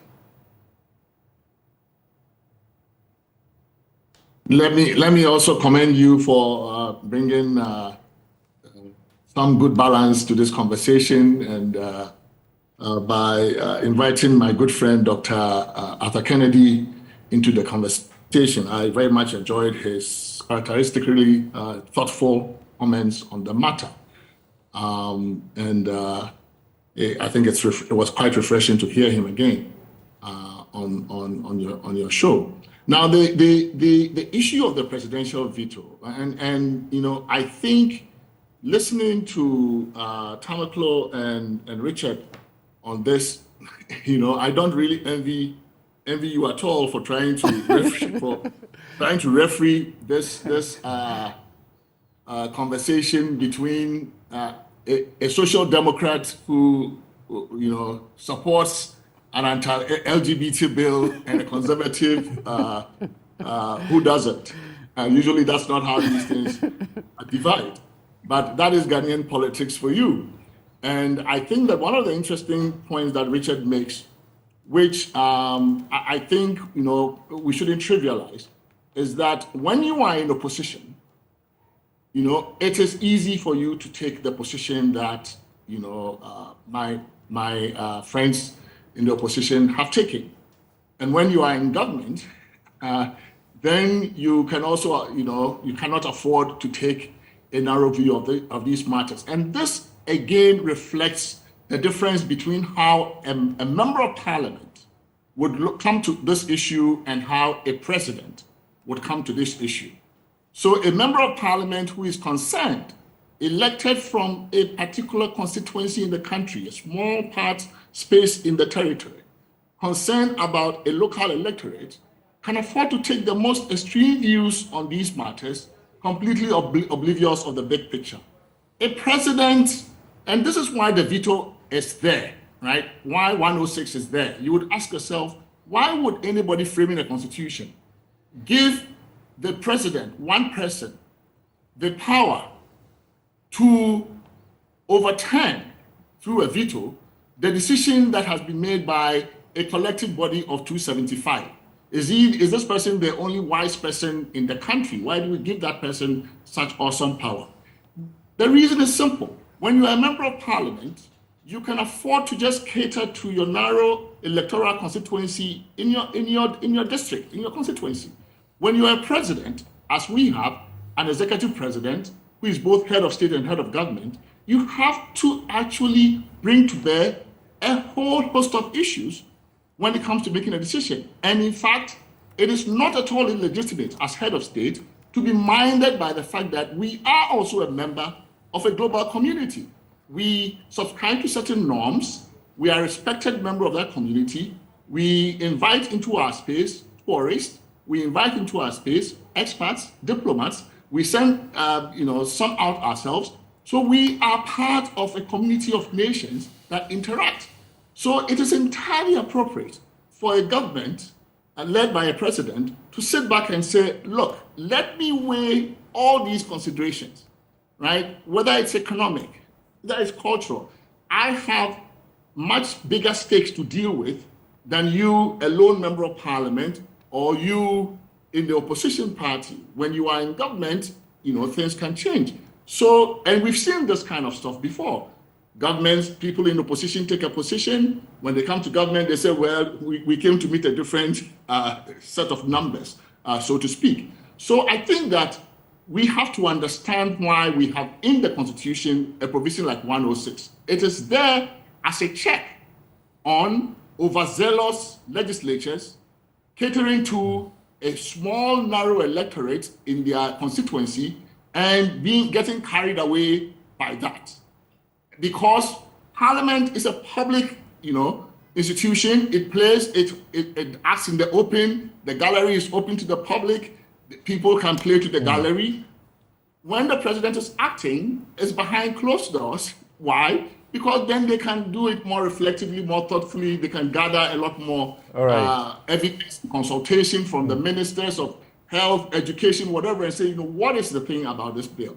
What my own regrets, and I think my good friend Atta Kennedy expressed it, is that basically there should have been, in the course of the 2 years that we've been debating, definitely some effort and attempt to really intervene for the executive to step into the conversation, not just with the opinion of the Attorney General, but very early on, get a conversation going, reach out to the sponsors, reach out to the speaker, reach out to all, the interfaith community, have broker a conversation. We would have been happy to join that conversation to come to a sensible, thoughtful, accommodation around this issue.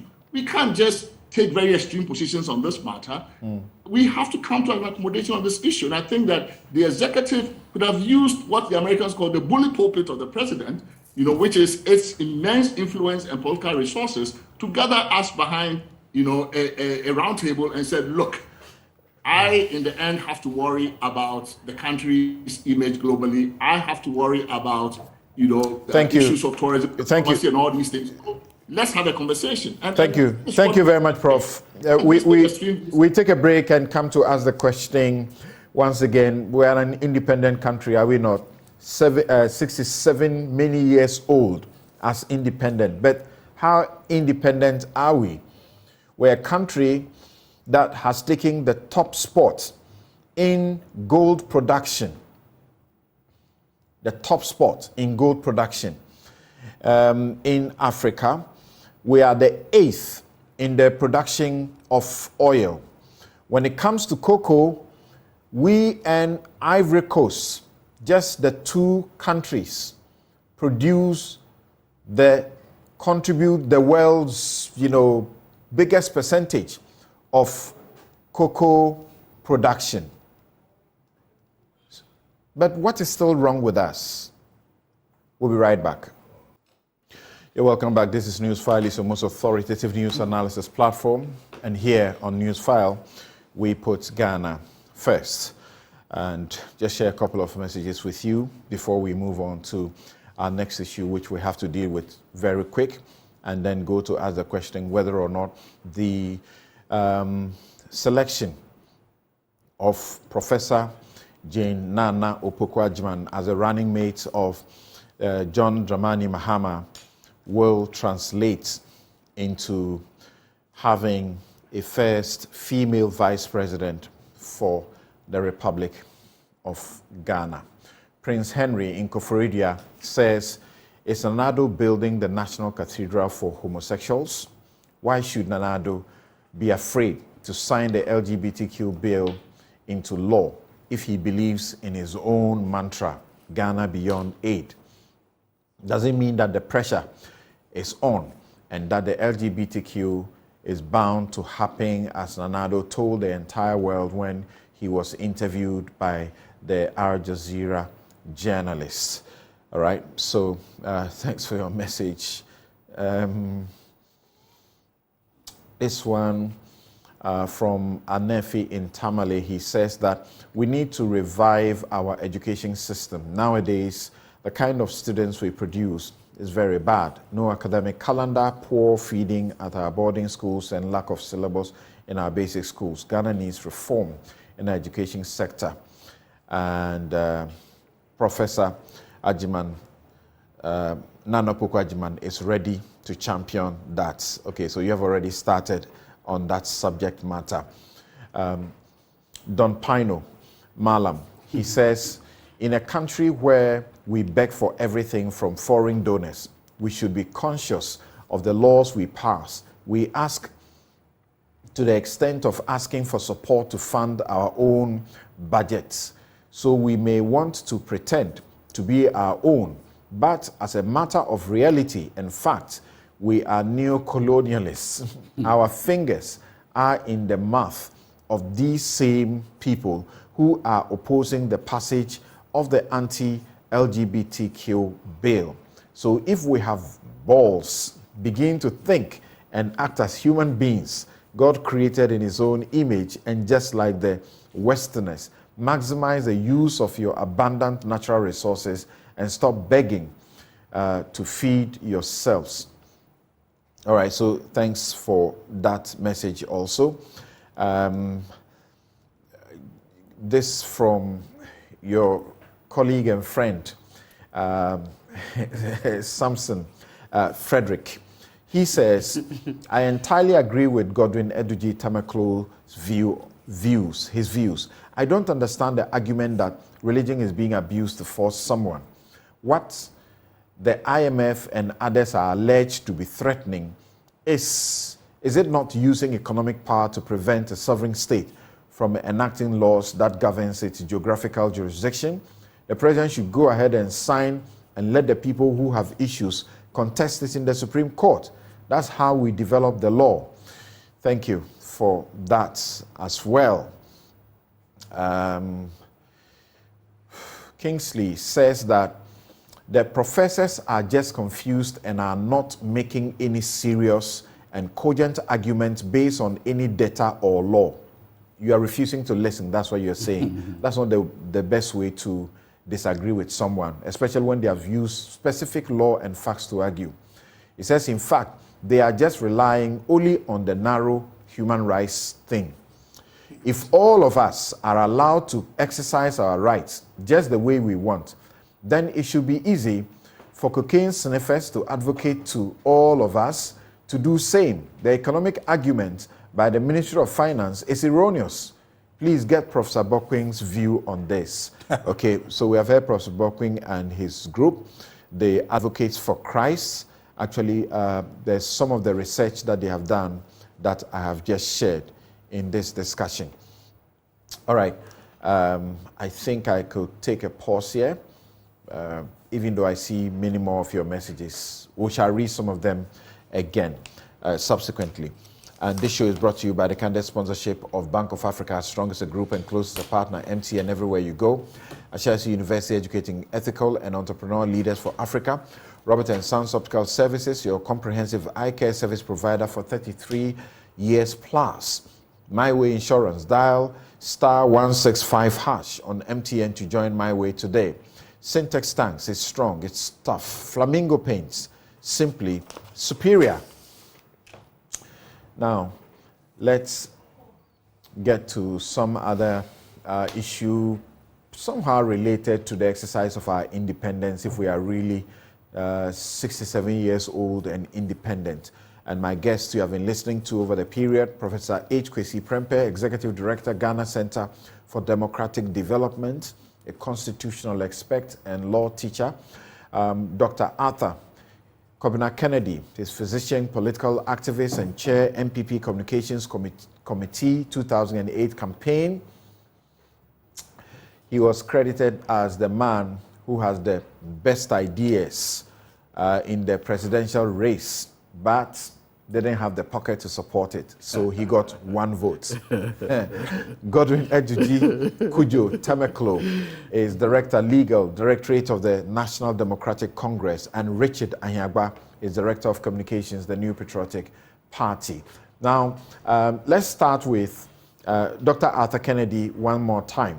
And Doc, you have written an article about the independence story to try to project some 3 other persons, or how many were they, who you think have been marginalized in the story. But this morning, what we are asking is, what sort of independence is this? We keep saying we are a proud nation. What is there to be proud about? Have we failed, or we are failing the independence dream?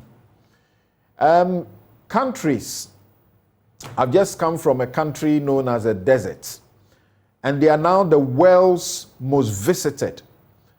They moved their GDP from just a couple of figures to over 100,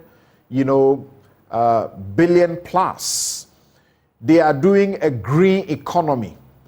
In Dubai, in Abu Dhabi, you are shocked to see the trees that are growing up. And we are cutting them down here and planting new ones. What is there to be proud about? Samson, we should be careful not to say that we have not achieved anything, because we might be, in a backhanded way, justifying colonialism. Nobody has a right to rule another. So in that sense, it is good that we're ruling ourselves. Having said that, we have fallen far short of our founder's vision. When Nkrumah talked about the fact that the world should be on note that there is a new kind of African managing his own affairs and blah, blah, blah, most of those dreams have not been realized. And you look at even these debates that we are having now, is very emblematic of the fact that we effectively have just a flag and anthem, independence. And my view is that this is not new. It is that we have not had what I call intellectual, cultural, and other authentic forms of independence. When you talk to Indians and Chinese, or you watch them, they have a sense of who they are. They are independent. I think we confuse westernization for modernization, and we try too much, in effect, to imitate the West in ways that are not productive, including even the LGBT debate that we just had. And those things are not helping us. As far as the independence heroes you are talking about, I think that even the way we picked our big 6, or the heroes of our independence, goes to the fact that we are not an independent people, because the British just decided to pick 6 people, and from then on we proclaim them as quote unquote the big 6. How is it that Pa Grant, who summoned the leaders who started the independence fight and then bankrolled it, helped bring Nkrumah, is not part of the big 6? I mean, that doesn't make sense. Why is it that Chief Kwabena Boni, who organized, his organizational talents are amazing. Go read about him, how he organized the movement against the Awam, Association of West African Merchants. Merchants. How he organized, went around whipping support against them. How is it that Henry Kuse, who wrote the Kuse report, in which in part he talked about how, contrary to the Wasson Commission, we cannot do away with our chiefs because they are so integral to our society. And the report was so far-reaching that it became the model for a lot of colonies. How is it that he's not part of the big 6? How is it that Bedema, who held the CPP together while Nkrumah was in jail, and without him, Nkrumah might have disappeared, is not part of the big 6? How is it that we don't have any woman as part of the big 6? Madame Shosho and a lot of others who bankrolled Nkrumah and the others, and without them, maybe a lot of what we saw would never have happened. The reason is that the British just said these were your big 6, and we all saluted and took them as our big 6. I think we should re-legitimate or re-litigate the big 6 as a way of legitimating our own sense of ourselves. And not only that, even now as we speak, apart from the unfortunate argument being made by the finance minister about how, oh, if we do this, we'll lose funding and all that. The truth of the matter is that we can't even finance our own elections. Whenever it's election time, we go begging for money to do it. We can't finance our own education. We look to other people to finance our budgets, which is why some of the decisions we're making are boneheaded, even while we can't finance a lot of these things that are essential. Here we are building a cathedral to what? Foreign religion. When we can, build the National Museum that will bring the Tigaris and other things to attention, so foreigners will come and see how our traditional ways of worship used to operate. Or instead of building a National Museum on slavery so we can highlight our history and where we have come from, instead of teaching in schools the great men and women who have in fact built our nation since the first band of modern Ghanaians marched out of Ghana 800 years ago in Jakpa, Said Nanaya Santua, George Kim Ferguson, the leaders of the Aborigines Rights Protection Society, who completely changed our history. We do not prioritize our true heroes, and that in effect is a major symptom of a people who are not truly independent, except in flag and anthem. That's my point. So you say we should be careful not to say we have not achieved anything. But what is it that we have achieved? And forgive me for asking though, because what is our percentage of GDP to even look at our unemployment rate and everything? What is the progress that we can really be proud about that we have made, you know?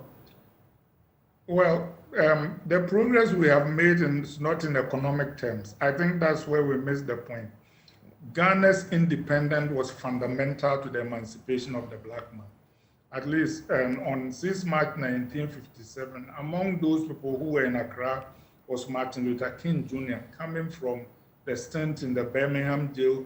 And he himself says, I listened to a quote and read, he said a lot of people on the streets of Accra were crying for joy. And he said, I was crying, I was inspired. It was nice to see a place where black men were managing their own affairs.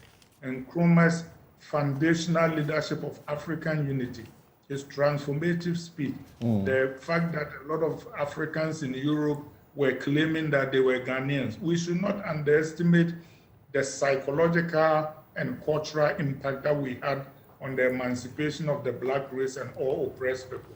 That is a major progress. Not only that, Nkrumah's government did a lot on education. As a result of that, Ghana became one of the most literate countries in Africa. We set up indigenous businesses, that demonstrated, an airline. People around the world, for example, for the first time saw blacks flying planes. We won African Cup of Nations. We went to quarterfinals in the Olympics. We did a lot of transformative things, Yes, we lost our way, but let us not pretend that nothing was achieved. We achieved something. All right. So Professor H. Kwesi Prempeh, I'm looking in 2022, our public debt stock was about some $67 million, is it? And that was like 92% of our GDP. Our GDP was like 0.3% of the world's economy. Presently, we are talking about unemployment, average unemployment rate, more than 15%. 1.3 million people, or is it, aged 15 to 33 are unemployed. The minimum wage, just about $1. So what's there to be proud about? And forgive me, I saw you also on social media sharing views with, when somebody brought up the argument about, this place I just referred to as the desolate place that has become the most attraction. Now a destination more visited than the UK for business and tourism. They grew their GDP from $11 billion to $101 billion between 1999 and 2015. Oil money contribution was reduced from 18% of their GDP to 1.2%. So now the Dubai economy is largely a service-driven economy. Everything must be wrong with us. Again, thanks for keeping me here. But let me give you one short advice in terms of your guest selection. When you invite Atta Kennedy to your show, you don't need to invite me. The man speaks for me on so many issues. And I say that to say that I pretty much endorse every one of the comments that is made. The two of you, we get you only once in a while, so please let's enjoy it. It is quite refreshing hearing him again. Now, again, I think I must echo his sentiments that yes, we have punched below our weight. There's no doubt about it. But we must grant a few things for starts. Independence was significant. And I think Atta Kennedy makes a very important point, the timing of our independence and some of the changes that took place in the status of Black people globally, including across the Atlantic. These are not accidental. In fact, in the 1954 issue of Time magazine, Nkrumah's face was the cover face. And when you read the feature articles in there, the strong connections being made with developments going on at the time in the US, as well as in Africa outside of the Gold Coast at the time. This was even before Ghana. Connections being made between the decision in Brown versus Board of Education and things happening in the American South, as well as and the connections being made with independence in Ghana. But I think even internally, we have achieved something significant. Not many countries have been able to hold together as an independent nation. Our social cohesion, despite all the divisions in our politics, is something that I think we have managed to secure quite well. Our territorial integrity is not at all in question or in doubt. We have not descended or degenerated into fragile state or failed state status, notwithstanding all our challenges. So, and those things are important because you must have stateness. The quality of stateness is important to have as a foundation for building anything else. So we may not have built a good economy, our politics is nothing to write home about, but we have the quality of stateness, and that counts for a lot. So I think that we can start from there. And then concede that we have grossly punched below our weight. Now, I think one of the failures we have suffered in the course of our journey is to have taken quite literally what Nkrumah said about seek ye first the political kingdom, and all other things shall be added unto you. What was the context? For Nkrumah, I think at the time he made a statement, the political kingdom was to capture sovereign control of the state from the colonialists. That was a political project. The most urgent political project at the time was to capture sovereign control of the state from the colonialists. So it was independence. The political kingdom was to have the state. The all other things shall be added meant that, without having sovereign control of the state, political power in the hands of your own people, there is little else that you can do. Now, we then take that, and from everything we've done since independence, it looks like we then internalized it. It was not for us a contest between indigenous and foreign control or colonial control, but it then became about a contest between political factions internally. So we have since then been basically seeking the political kingdom for factional use. One party or one faction of the political class seeks to capture the state, not to do anything grand, not to benchmark ourselves against Malaysia, not to benchmark ourselves against Singapore, not to benchmark ourselves against South Korea. These were our peer nations in terms of the countries who were also liberated or who self-liberated around the same time as we did. We captured the state in other so that the other rival, our rivals, will be excluded from the spoils of power. So for us, the capture of the state, it's not for the ambition that Nkrumah said, which is that you have the state so that as a sovereign, you can then reach for greater heights. The things that Arthur Kennedy has spoken about, intellectual liberation, cultural liberation. These are the things that, all other things that will be added, not because they will not be added without effort, but at least once you have control of your own destiny as a country, then you can actually make these pathways towards real liberation. That is what we have failed at. And so we have basically been in the doldrums, in the wilderness. We haven't made very intelligent use, for example, of our natural resources. Look at just the sheer, in terms of the Gold Coast, we want to call the Gold Coast for nothing. It meant something. How have we used our gold resources, for example, as a country? How have we used at independence everything that we had? When we were in elementary school, we knew we had bauxite, we had manganese, how have we used any of these things? And then on top of this comes oil.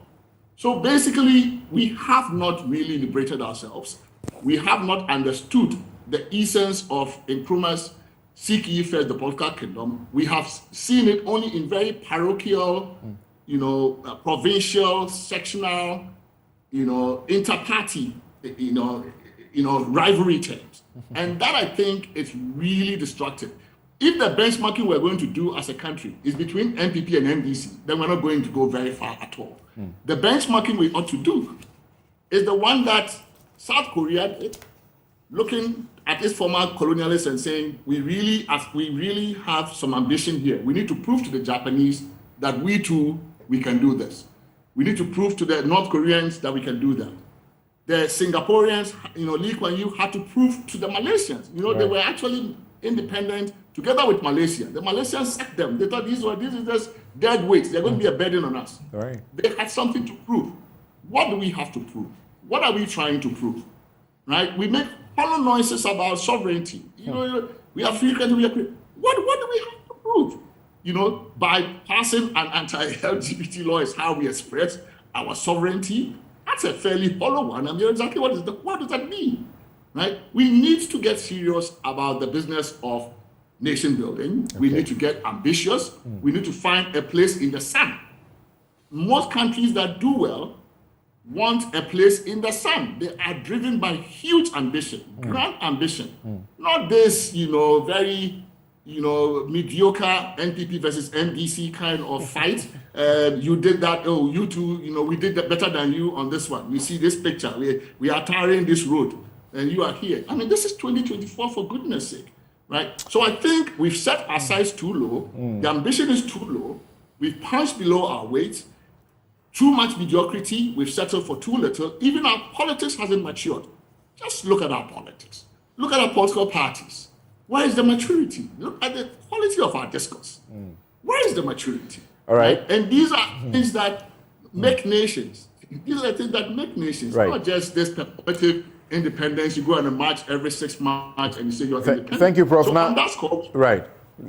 Thank you, Prof, very much. And thank you for making time to be with us. We know that you have to take leave of us right now. And thank you. I'm going to share some 8 minutes, 4 minutes each for the politicians in the studio to see if they can elevate us to the next place beyond, frankly speaking, the mediocre in the competition of fixing, roads that we hear about. And for crying out loud, we, together with Côte d'Ivoire, produce 57% of the world's cocoa.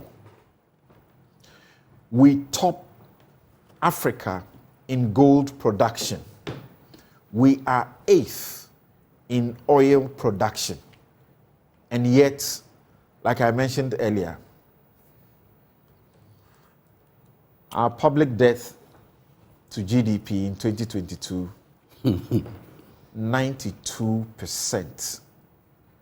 Our contribution to the world economy by GDP, 0.3%. Negligible, almost nothing. And the unemployment is terrible. Yes, Eduji. Yes, again, the founding fathers of our nation, I mean, if you are not careful, you may end up saying that their vision and understanding of the issues ahead of them were better. There's a secondary school in this country that has, I think its motto, think ahead. Right. I mean, in our very local... That's Prepper College? Yes. No. I think one of the schools... Oh, is that not? Okay. Infantipim or one of them. Oh, I see. Good. I see. Now, today, even in our very local conversation, if the Aborigine protectionists then were not minded to speak against attempts by then British colonialists to alienate our lands for themselves, I wonder if we'll be in position today to even sell any land to any private person. But they were thinking ahead of us and what we should do. The emergence of Osajifo Dr. Kwame Nkrumah, the kind of thing that he did, obviously he was well ahead of his peers.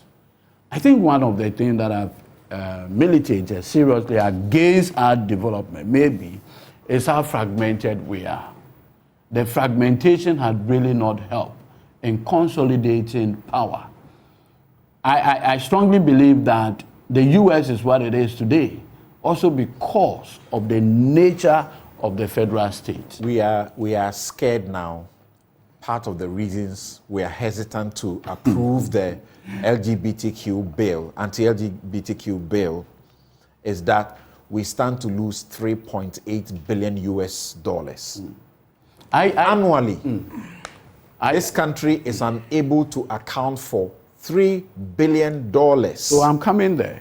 So due to corruption. So, Senior, that's the point I'm making. That I recall vividly. There was a time, I think it was late President Mills.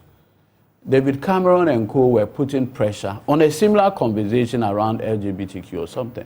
And he said, look, I am the president of a sovereign republic. You are also a president of the, or prime minister of the United Kingdom. You take your United Kingdom, let me take my Ghana. At that level, it requires a certain leadership response. And that is why I said earlier that our president missed a glorious opportunity. You are not going back to that. No, I'm not. But I'm just saying that that was an opportunity to assert. The question of independence should also be a matter of consciousness. At this level, we may be politically independent, but economically dependent. And that is why an imaginary threat of losing 3.8 billion should be now. Last year, the Ghana Revenue Authority posted, even in the Daily Graphic, that they raised domestically 113 billion Ghana cedis. So if a country has the capacity, to raise 113 billion Ghana cedis within, what it tells you is that a threat of $3.8 billion should not be something that we should ordinarily, if we had put our finances and the management of the economy properly. So what we should all agree. You have faith that in the current milieu, the politics that Prof. H. Prempeh talks about, we will get there? We have the capacity to get there. And that is what I'm saying is a question of leadership response. The hopelessness in the youth, and somebody suggests that they are not hardworking enough. If you drive on the streets of Accra and you see how young men are selling all sorts of things just to eke out a living, you should never be saying such things. I do not subscribe to the view that young people of this country are not hardworking. I've interacted with a lot of young people. They are well qualified. In fact, immediately they leave the shores of this country, they blossom, they do so well. So there must be something that inherently, as it were, inhibits such development or growth. We have the capacity, and I think it's a question of leadership. Are we doing the Infantipim motto, Jane Shekan, think ahead? I think, thank you very much, Samson. I think that certainly we're doing that. And if you look at the horizon where we come from and where we are today, you certainly can say that if the Big Six visited Ghana today, they'll be proud what we have achieved. You see, primarily, I think I want to make the point that the idea of self-determination is not for us to prove anything to anybody. It's a fundamental right for us to determine how to live well according to our values and beliefs. That, in of itself, is achievement. For any group of people to have the capacity to self-determine that we are a society where a group of people will live according to our values and beliefs is a fundamental right that we have asserted, and we thank our forebears for struggling to attain that for us, and we have built on that considerably. And if you look at today, where Ghana is, a lot of us will be proud, but for the wastages that occurred under the antecedents of the NDC, the PNDC, wasting a vast amount of years in military rule, and subsequently the First Republic, the first 8 years of the Fourth Republic, I think that would have gone far, but we'll regain those lost years. But I want to agree with Prof. H.C. Prempeh that we have not made intelligent use of our resources. And that also, in part, is due to the NDC disruptions and the wasting of our time for a long time. You know, up until last year, 2022 or so, when Dr. Mahmoud Bawumia, President Akufo-Addo Bawumia administration, faced with a challenge, decided that as a people, we will make a different choice in relation to how we consume the gold that God has blessed us with. And so for that purpose, came up with a policy for the Bank of Ghana to purchase gold. That exercise, up until that exercise, Samson, the wealth of this country, in terms of solid gold in hand of this country, was less than 9 tons of this country, was less than 9 tons. If you compose that in terms of kilogram, it'd probably be equal to about 8,700 kilograms, equal to about 170, 74 or so bags of cement. That's what the Gold Coast had in terms of gold to call in hand. But then the decision was made. This is where we start to say that we must make intelligent use of our resources. So say, let's purchase gold. One, to back our currency. And we have done that since last year when this program started. We've purchased about some 26 tons of gold. Okay? If you compare that, or if you add that to what the gold that has been purchased under the Gold for Oil program, is a total of about 49 or so tons of gold. That is in manyfold more than what we have accumulated since independence. The truth of the matter is that we need to be smarter. In fact, in dollar terms, of this, just the gold that I'm talking about, in dollar terms, a total of about 2.73 billion that has been unlocked. And those actually are some of the measures that has brought the economy in the place we find it today. So on the basis of that, we are moving forward as a country with a vision to henceforth make intelligent use of our resources. Dr. Bawumia, in his vision, is looking at ushering Ghana into a golden age for the maximization of the benefits of our natural resources. Right. That, for me, is the future we're working toward. And I think that given the space, and Ghanaians will give us the opportunity for Dr. Bawumia to become president. Right. In ushering us into this age. We take a break here. We'll be right back to ask the question. President John Mahama's choice of Professor Naana Opoku-Agyemang as his running mate is getting praises for inclusivity, gender equality, or equity. But will it translate into the first female vice president on the 7th of January 2025? Samson, we'll be right back. If anything, I have my 4 minutes.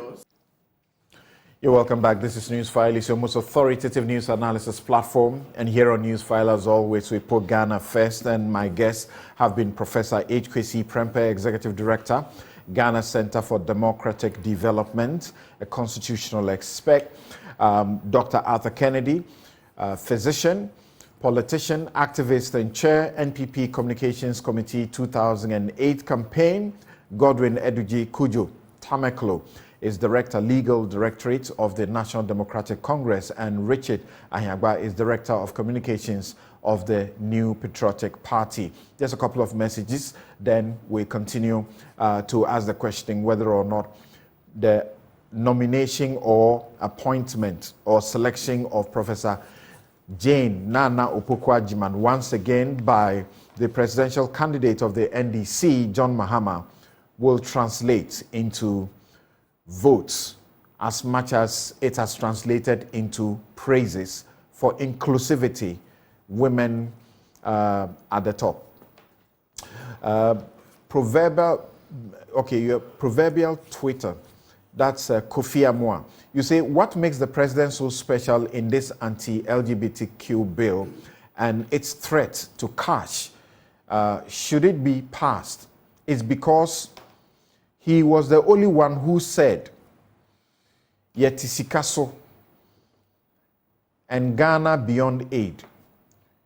It's now test time, and you refer to a case before the rate is filed. Kasa be air ampa.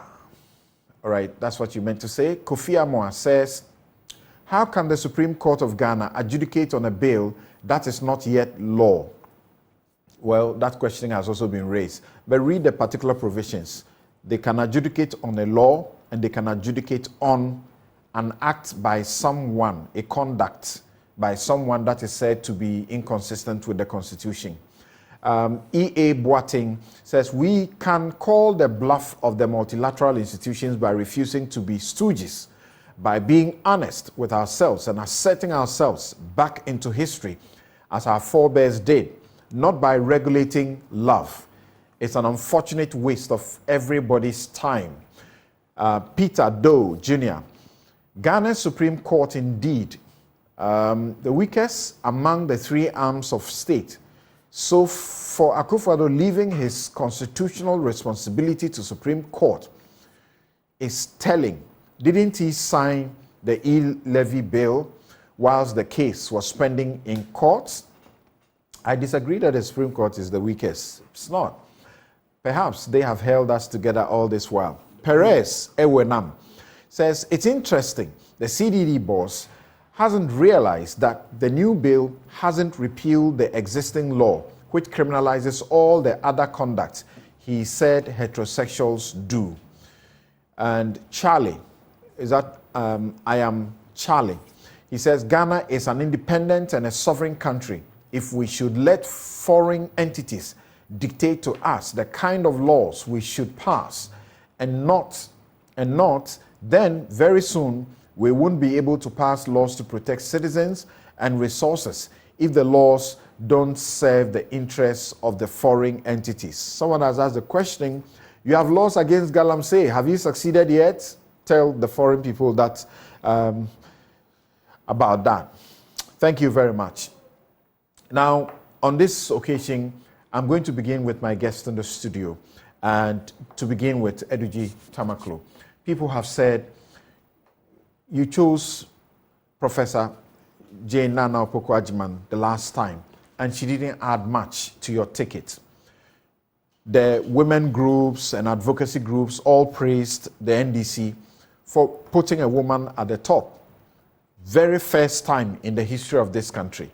And yet it didn't translate into votes. What you need are votes. Any assertion that the choice of Professor Jane Naana in the year 2020 did not add much to the NDC ticket is not one that is backed by data. The evidence will show that within the space of 4 years, the NDC had moved in terms of vote from a little over 4 million to 6.2 million. It will be difficult at this point to try to disaggregate and say that it is this person that brought this much of vote or this other person. What is not in doubt that the NDC vote overall appreciated in excess of 2%. And that, for me, is significant. It's also important to make this point that if you look at Ghana's demographics, women still constitute the largest in terms of voting bloc and even in terms of the numbers. And so, any political decision to have a female partnering the male, obviously, for the purposes of political power, I think is a very strategic decision, ought to be applauded. And like H.E. John Dramani Mahama indicated... You need votes, not applause. That's the question. No, what I'm saying is that it is when people accept the integrity of the ticket, the viability of the ticket, that is when they will offer their vote. And that is why I'm saying that if the ticket is not good, if people do not, as it will, give the support, they will not even do the actual vote for you. And so, as it stands now, we are very confident that with Professor Naana Opoku-Agyemang, a woman of impeccable integrity, a woman that has demonstrated loyalty, great working relationship with the party, above all, with her excellent academic standing. But this decision was not even taken lightly.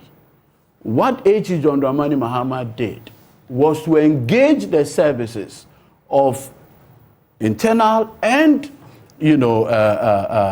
external pooling or researchers. And what they basically did, the two works, the external researcher, the internal researcher, basically there was a consensus how overwhelmingly should add more vote to the ticket. We are very confident that the ticket, that's H.E. John Dramani Mahama and Professor Naana Opoku-Agyemang, have the capacity to deliver one-touch victory in the year 2024.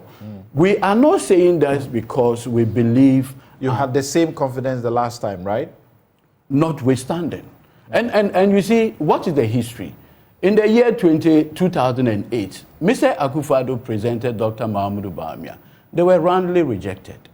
In the year 2012, Nana Addo Dankwa Akufo-Addo repeated Mahamudu Bawumia. They were also rejected. That is what took them to court, if you recall.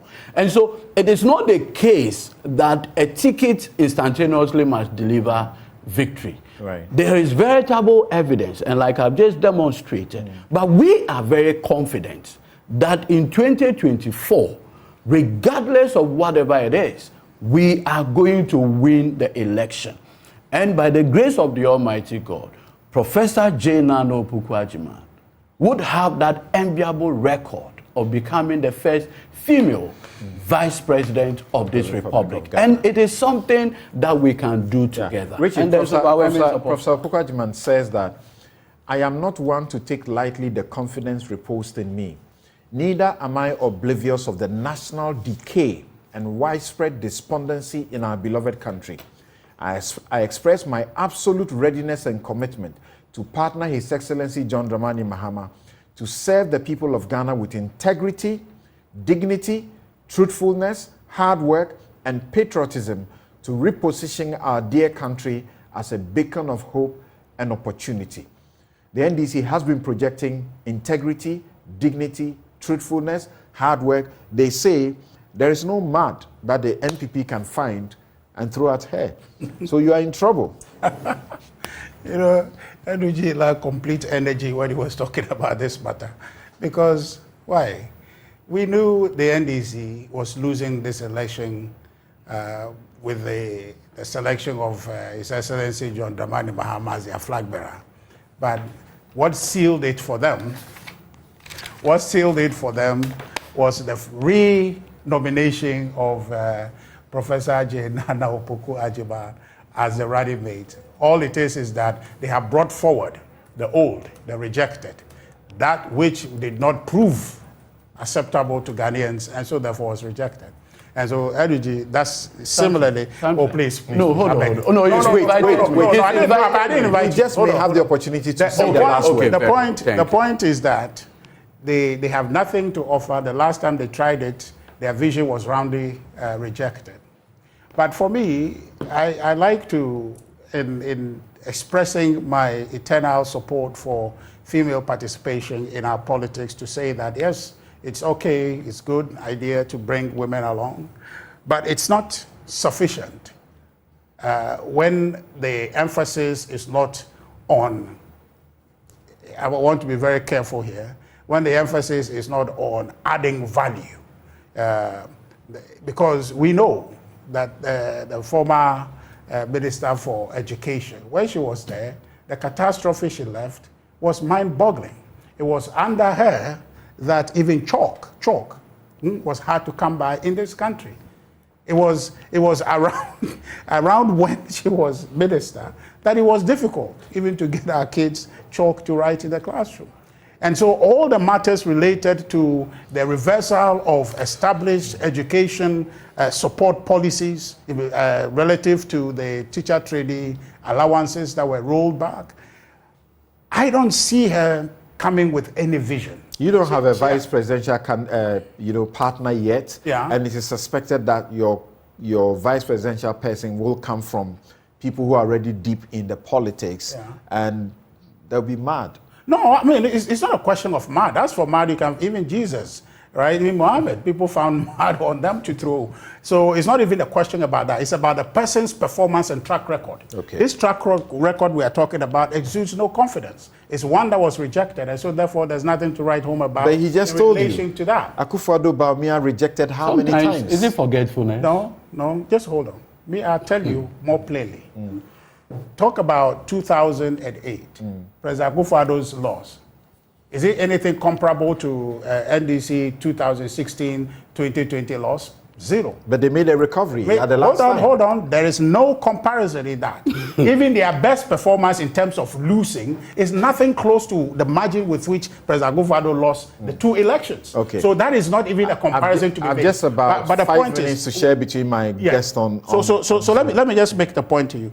But you see, my disappointment is that in supporting the female population or female politician in the NDC or in the MPP, I think that to make that history, the flag bearer of the NDC should have done a bit better, because there are women in the NDC, proven women in the NDC, younger, more energetic, but we are looking, he was the NDC that was making the case a while ago that President Akufo-Addo is old and therefore they are youngish and all of that.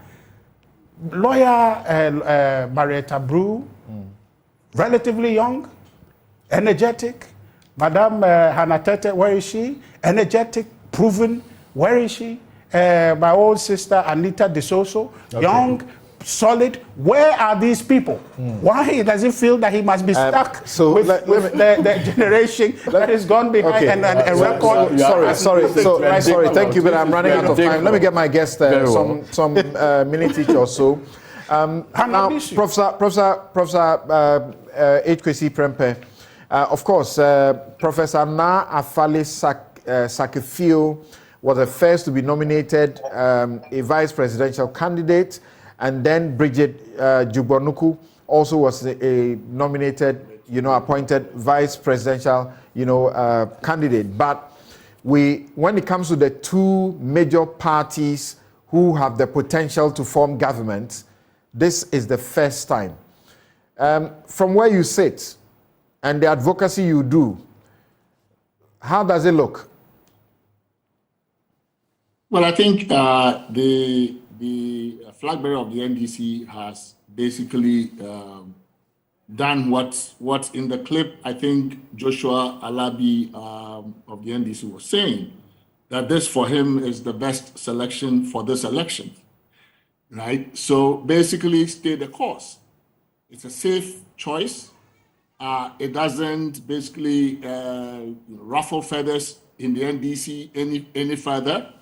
If he departed from his 2020 choice and went for a new phase, there would be so much read into it. It would be seen as, basically foreshadowing or presaging the 2028 election in terms of who would be the front runner for the NDC and the like. So I think by staying the course and playing it safe, he basically stops any further disruptive politics within his party. But I think he's also used it, as he did in 2020, as most presidential candidates would use the vice presidential slot, which is to try and fill a gap in their own background to appeal to a constituency that they do not represent very well. So in our politics, it tends to be ethno-regional. We make ethno-regional, we use the vice presidential slot for ethno-regional balancing. In this instance, he gets that. The central region is a very important pathway to victory for the NDC in every election. And so he takes care of that. But also, I think, in terms of the demographic votes, the women's votes, he appeals to that. It would be interesting to see how the statistics stand up in terms of the women's vote in 2020. I don't know that we have any disaggregated statistics showing how the women's vote swung or what additional value that the NDC got from that. But I think that it is not an unusual choice, and it's not, it wasn't unexpected at all. All right. Thank you very much. Dr. Arthur Kennedy, from where you sit, do you also applaud it, and do you think the applause will translate into votes? Yes, I think it was a good choice. I happened to be a lecturer at UCC when she was vice chancellor, and she was generally considered a good vice chancellor. So I think that this is not a token choice. She's somebody who has had a substantive record of achievement, both as an educator and as Minister of Education. So we'll see how they do on the political hustings, but I think it was a good choice, and it will be interesting to see how he does with the women. Central region is an unusual region, even with Atta Mills on top of the ticket, they kind of still didn't follow the NDC as much as people would expect. So it is a region which is skeptical, and you have to earn the votes. They are not shy about going against one of their own. So it will be an interesting campaign. Thank you very much. We've just run out of time, but having listened to everybody else, it's clear.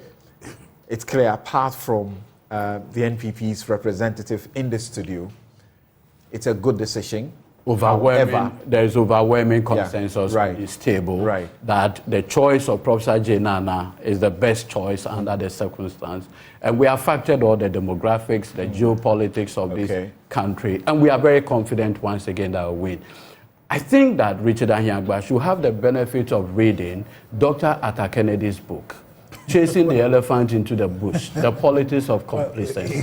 His level of complacency is demonstrated by his utterances. I mean, if in 2024 you want to do chalk politics, as late as 2022, there were issues about chalk. Is that how the conversation is going to be? Then we are ready for you.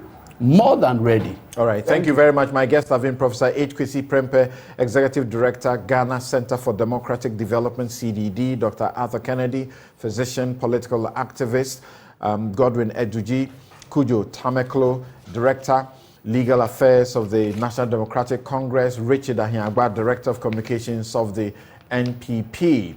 As always, join me tomorrow at 2 p.m. on my favorite show, The Law. And we continue the discussion and asking, does the anti-LGBT bill pass muster? That was a surprise. Thank you very much. Happy birthday. They should bring the cake. Where's the cake? We are waiting for the cake. Yes, please come in. There's a coup d'etat. That's my wife. No, there's a who is that? There's a coup. Another senior Emily, please do. Hey. True fuel for all our life journey. We wish you good health and long life. We love you. Thank you. Thank you very much. Those are my strong boys and my beautiful and lovely wife. Thank you all very much. All right, have a good afternoon. Happy birthday. This was a big surprise. Well deserved. All right, thank you.